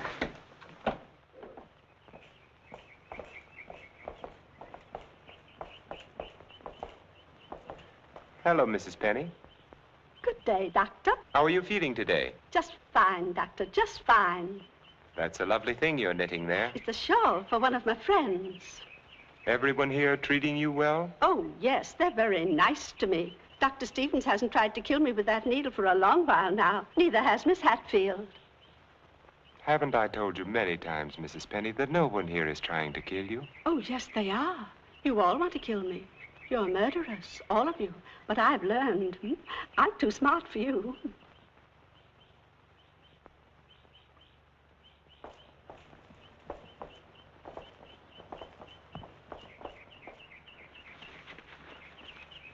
What you've just heard, Lieutenant, for the second time, is the typical attitude of many of our patients towards the hospital staff. But that old lady, she seemed all right. Mrs. Penny is suffering from a paranoid form of dementia precox, characterized either by delusions of grandeur or delusions of persecution, or both. The patient, when confined to the hospital, almost invariably becomes convinced that the doctors and nurses who are treating him are really murderers intent on killing him. This delusion is quite common among mental cases in an institution of this sort. Are you trying to tell me my wife is out of her mind? No. Out of the mind denotes complete loss of reason. Mrs. Stewart hasn't reached that stage. But she's got the same crazy idea as the other patients. Right now, she's merely suffering delusions. However, I feel it's only fair to tell you, Lieutenant, that this condition can become worse. Our fight now is to prevent further deterioration of her mind. You've got to help her, Doctor. You've got to get her well again. I'll do everything I can. Believe me.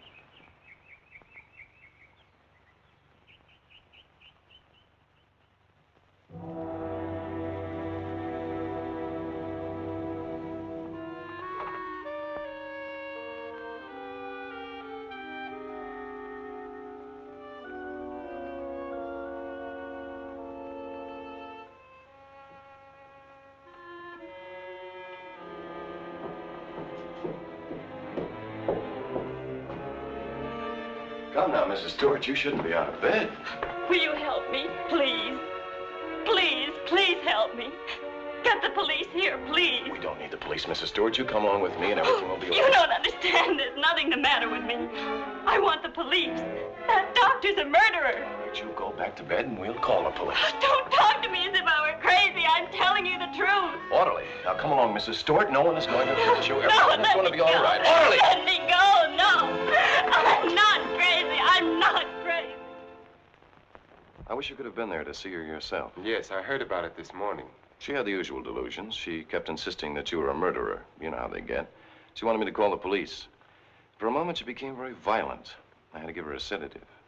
I think we ought to do something about her. I agree with you, Doctor. I'll be in to see her in a few minutes. Thank you, sir. Thank you. There, you see? Everything worked out just as we planned. Yes. Well, smile, darling. It's fallen right in our lap. You don't seem particularly pleased. I am. Of course I am, Elaine. Well, what are you going to do? I'm going to try to find something that will convince her that she's insane. You'd better get back to her now, darling. I'll be over in a few minutes. Right.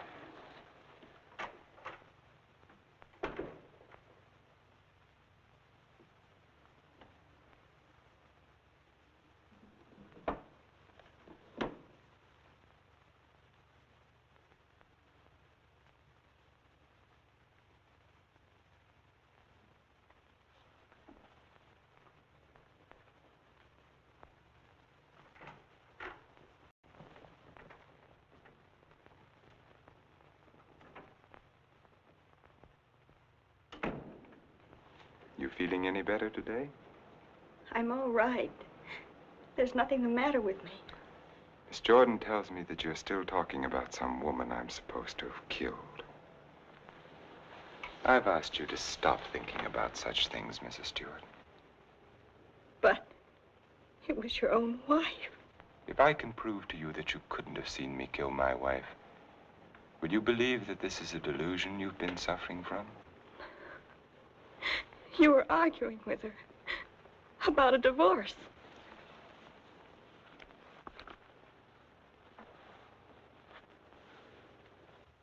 If you will look at the date on this newspaper, Mrs. Stewart, you will see that my wife died only a week ago.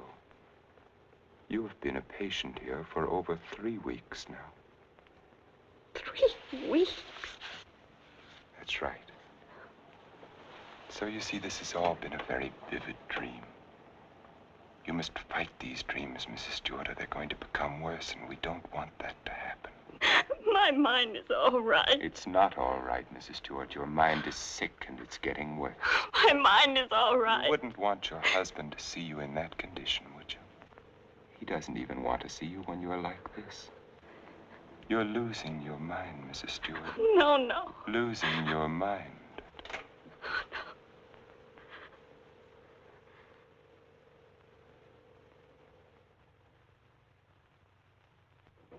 Thank you, Miss Hatfield.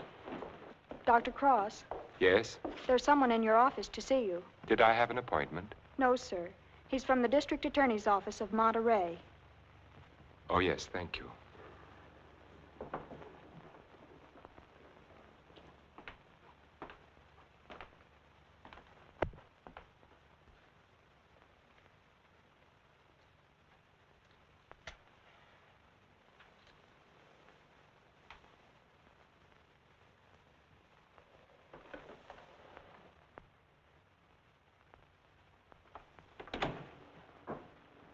Dr. Cross? Yes? How are you? My name's O'Neill. I'm with the district attorney's office in Monterey County. Oh, yes. What can I do for you? It's in connection with your wife's death, Doctor. I thought the case had been closed. Something happened this week that made us consider the possibility that your wife didn't fall into that chasm by accident. I don't understand. A couple of days ago, someone broke into Harwood Lodge, beat Mrs. Harwood into unconsciousness, and made off with her valuables.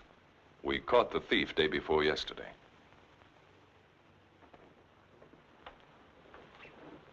But what has that to do with Mrs. Cross's death? It may not have anything to do with it. It occurred to us that since the lodge was so close to your place, the man who clubbed Mrs. Harwood may have paid a visit to your wife. You've lived around Point Lobos for nearly 10 years. Mrs. Cross spent much of her time there. She must have known those cliffs pretty well, even at night. Yes. I'd hate to think that I'm not saying it was murder, Doctor. I'm just checking. Of course. I'll do everything I can to help you. I knew you'd feel that way about it. Have you checked your place to see if anything was missing? I'm sure there isn't, or I'd have noticed it. If it's all right with you, Doctor, we'd like to have Mrs. Cross's body exhumed. But the coroner said... It was only a routine examination. Well, I don't know as that's necessary, Mr. O'Neill. You've got your man. All we've got is a drunken old tramp who clubbed Mrs. Harwood and stole a little money and jewelry. We can't know about Mrs. Cross unless the body's exhumed. But it seems almost sacrilegious. Hasn't she been through enough? Haven't I? I'd hoped you'd be more understanding, Doctor. Naturally, we'll get a court order, but it would be much simpler if you... If this tramp killed your wife, you want to see him punished, don't you? Of course. Then you can't conscientiously object to the exhumation. No. No, Mr. O'Neill, I can't. If the man is guilty, he must be punished, of course. Thank you, Doctor. You'll hear from me one way or the other within the next few days. Thank you for your cooperation.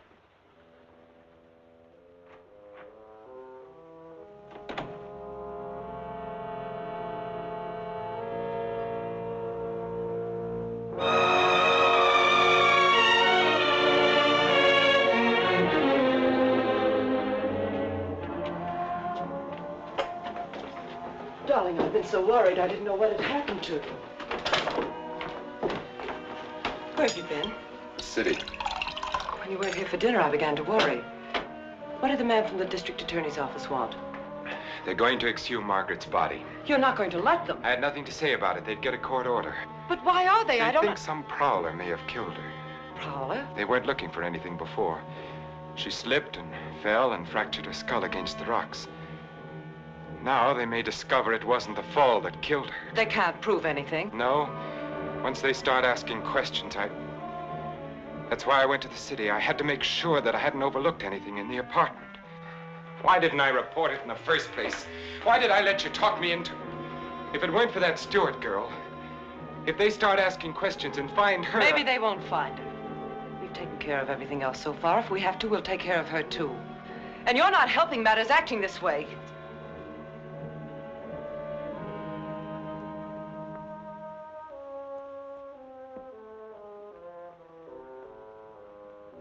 If a man wanted to, if he had courage, he could get rid of her and no one would ever know. The doctor has an advantage.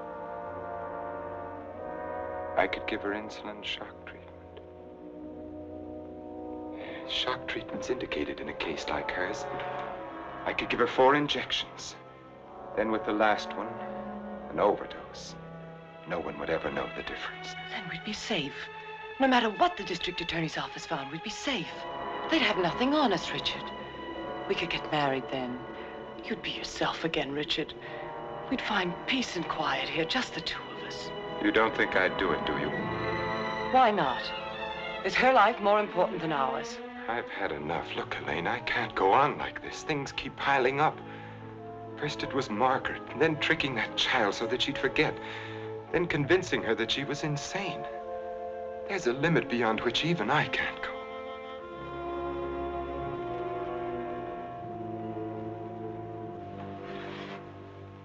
Richard, remember the first night I came here? Remember?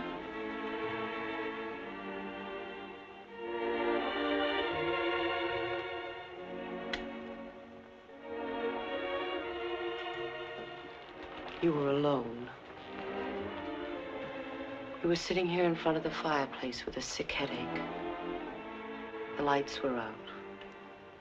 You didn't hear me when I knocked, and I opened the door and you said, "Oh, it's you, Miss Jordan." You called me Miss Jordan then, remember? I told you I had to see you about Mrs. Penny's prescription.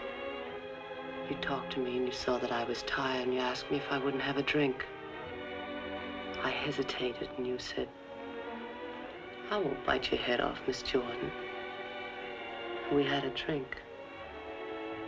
Remember? You sat here for a long time and then suddenly you laughed and you said your headache was gone. And you asked me about my family and I told you. And we both laughed. Remember?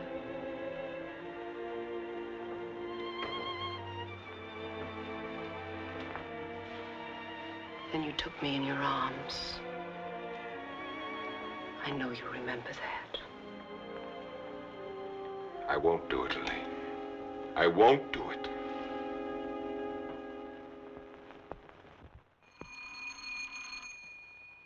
Just a minute, I'm coming.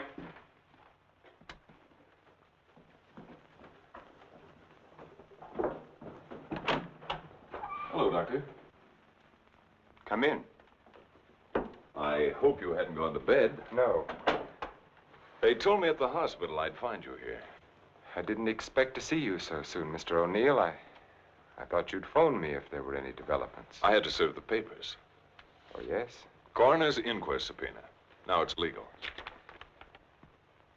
What did the coroner find? Your wife was murdered, Doctor. Oh.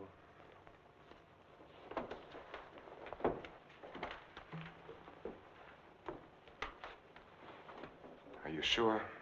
Yes, sir. Sit down, Mr. O'Neill. She was beaten over the head, suffered an explosive fracture. Death was practically instantaneous. This prowler you told me about, you think he did it? Seems so. He clubbed Mrs. Harwood. Your wife went out the same way. A pattern. Killers usually follow a pattern. You don't know how she was killed? I mean, the weapon? She was struck with a candlestick. A candlestick? Are you sure?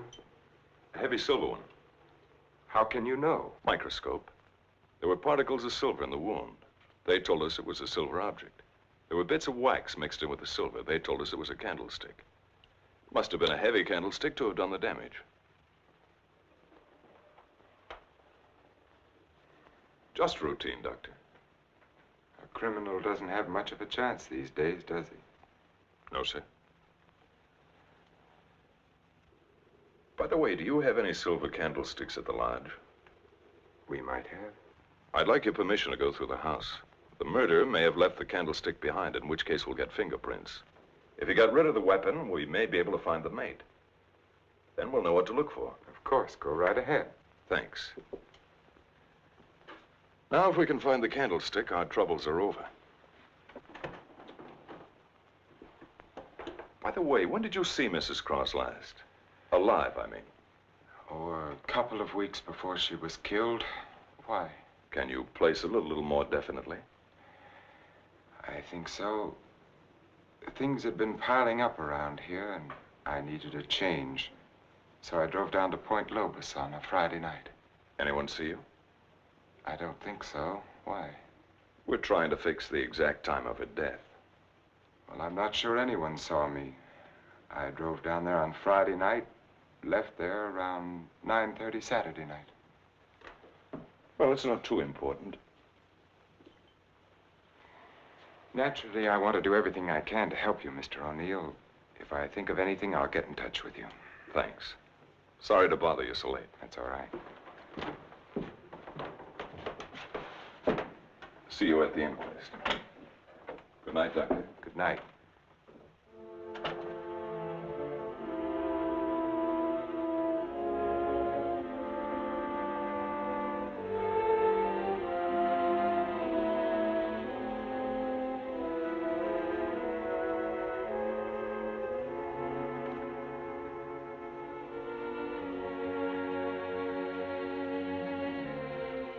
Thou love her, comfort her, honor and keep her in sickness and in health, and forsaking all others, keep only unto her so long as ye both shall live. I will. What's the matter, Richard? You haven't been yourself lately.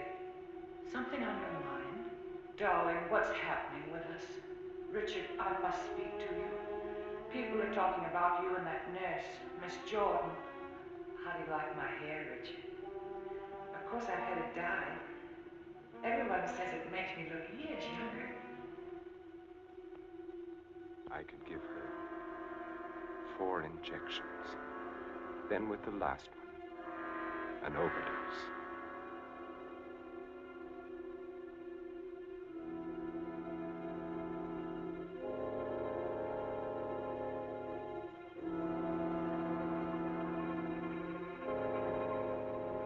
Then we'd be safe. No matter what the district attorney's office found, we'd be safe.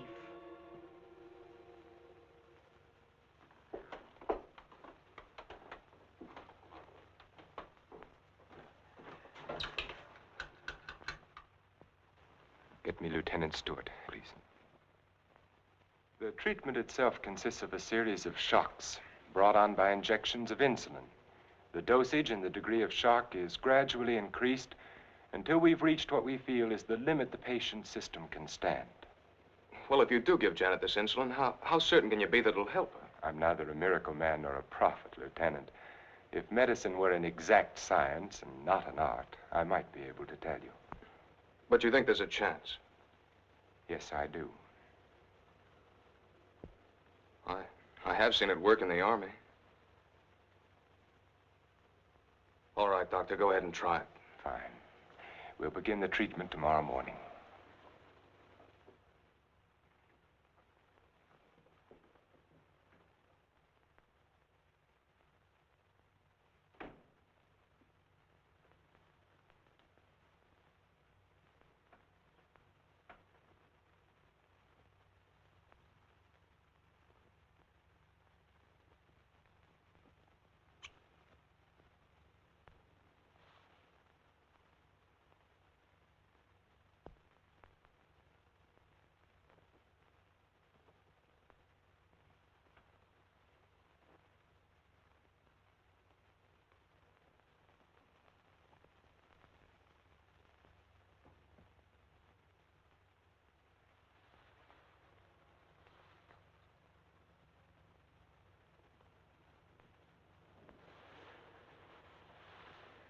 Give her about an hour and a half.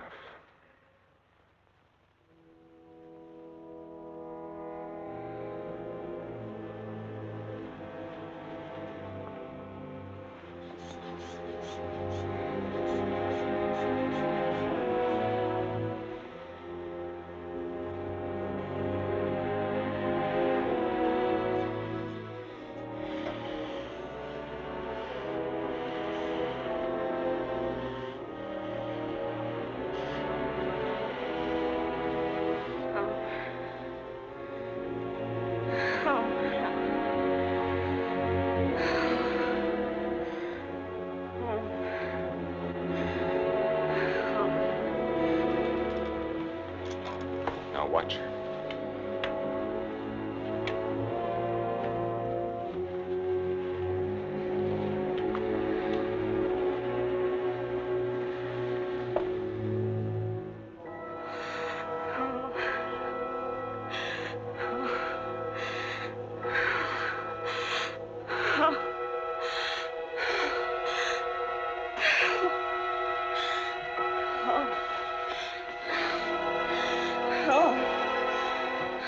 Dextrose will bring her out now. No, leave her. No.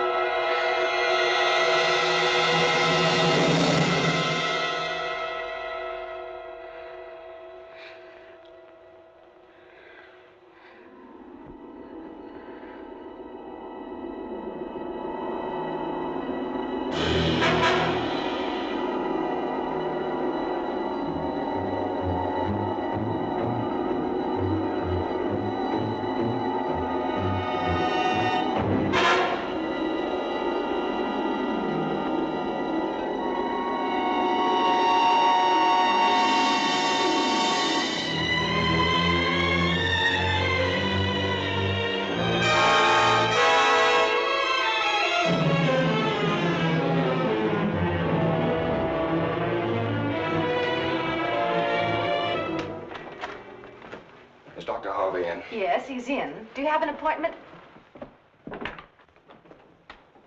I'll be glad to consult with you, Doctor. I'm sorry to break in this way. But my secretary will make the appointment. I had to see you, Doctor. It's about my wife. She's been getting insulin shock treatments. Now, just a moment, young man. Oh, it's Lieutenant Stewart. Well, we've had some wonderful results with insulin. But after 3 treatments, she still insists she saw Dr. Cross murder his wife with a candlestick. Murder his wife? Yes, and she says he's trying to kill her now. Well, that's a very common delusion. Mrs. Cross is dead, and Dr. Cross did live in our hotel. You and the Crosses were in the same hotel? The Belmont Arms. I see. And when was it she said that? Yesterday? Yes, after the treatment.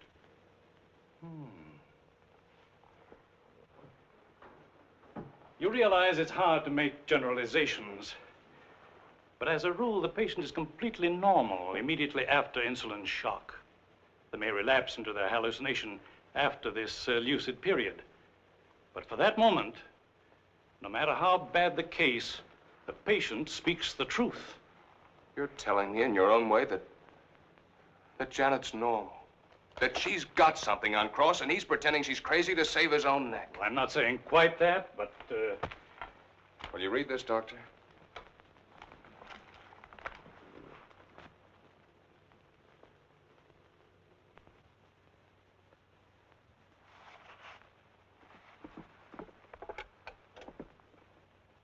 Get Dr. Cross at his sanatorium, please. It seems inconceivable. Hello, Dr. Cross. I'm sorry, Dr. Harvey. Dr. Cross is with Mrs. Stewart. No, sir, this is Dr. Stevens' day off. I see. Thank you. Well, Lieutenant, I think a trip is in order.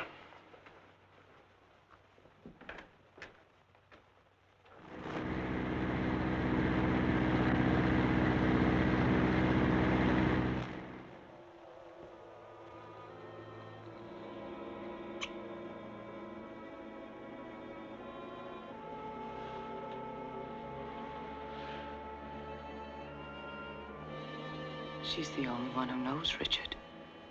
No matter what O'Neill says or anyone else, if she's out of the way, we've nothing to worry about.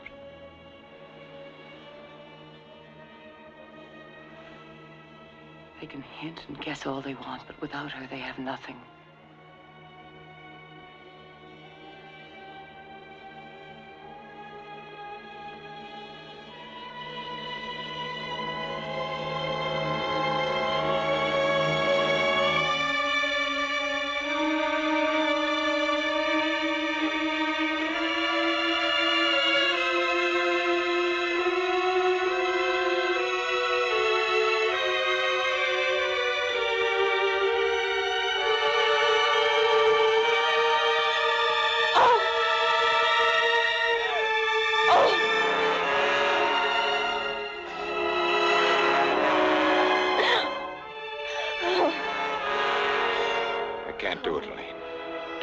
I've got to bring her out of it. No. No, you can't. Dick, you can't. Dexterous, Elaine, I've got to save her. I've got to. You can't. I won't let you. We've got to go through with this. Don't you understand? I can't go through with it. It's her life or ours. No one will ever know. Elaine. Richard, listen to me. Let go of her. Richard, I love you. Let go. Oh, Richard! Richard!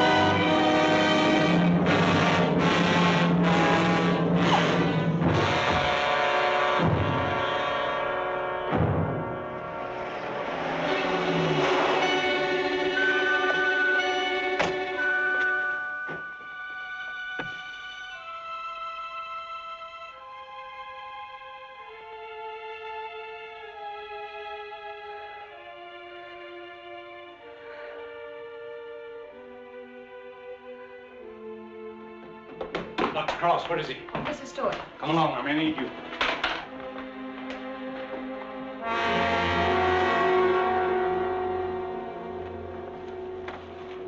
Adrenaline, quickly.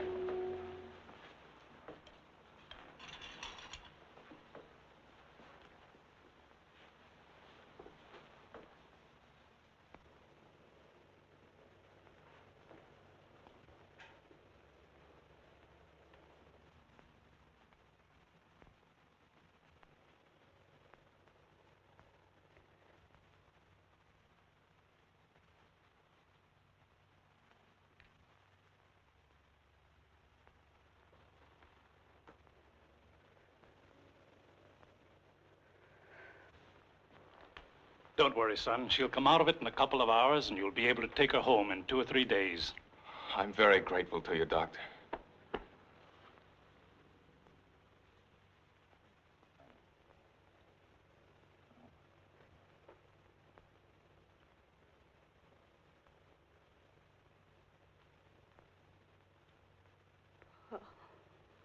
Oh, Janet, darling.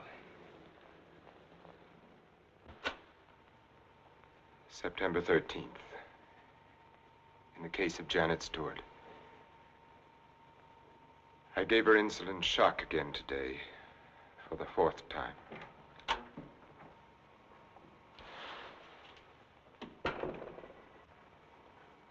Can you give me a minute? Thank you.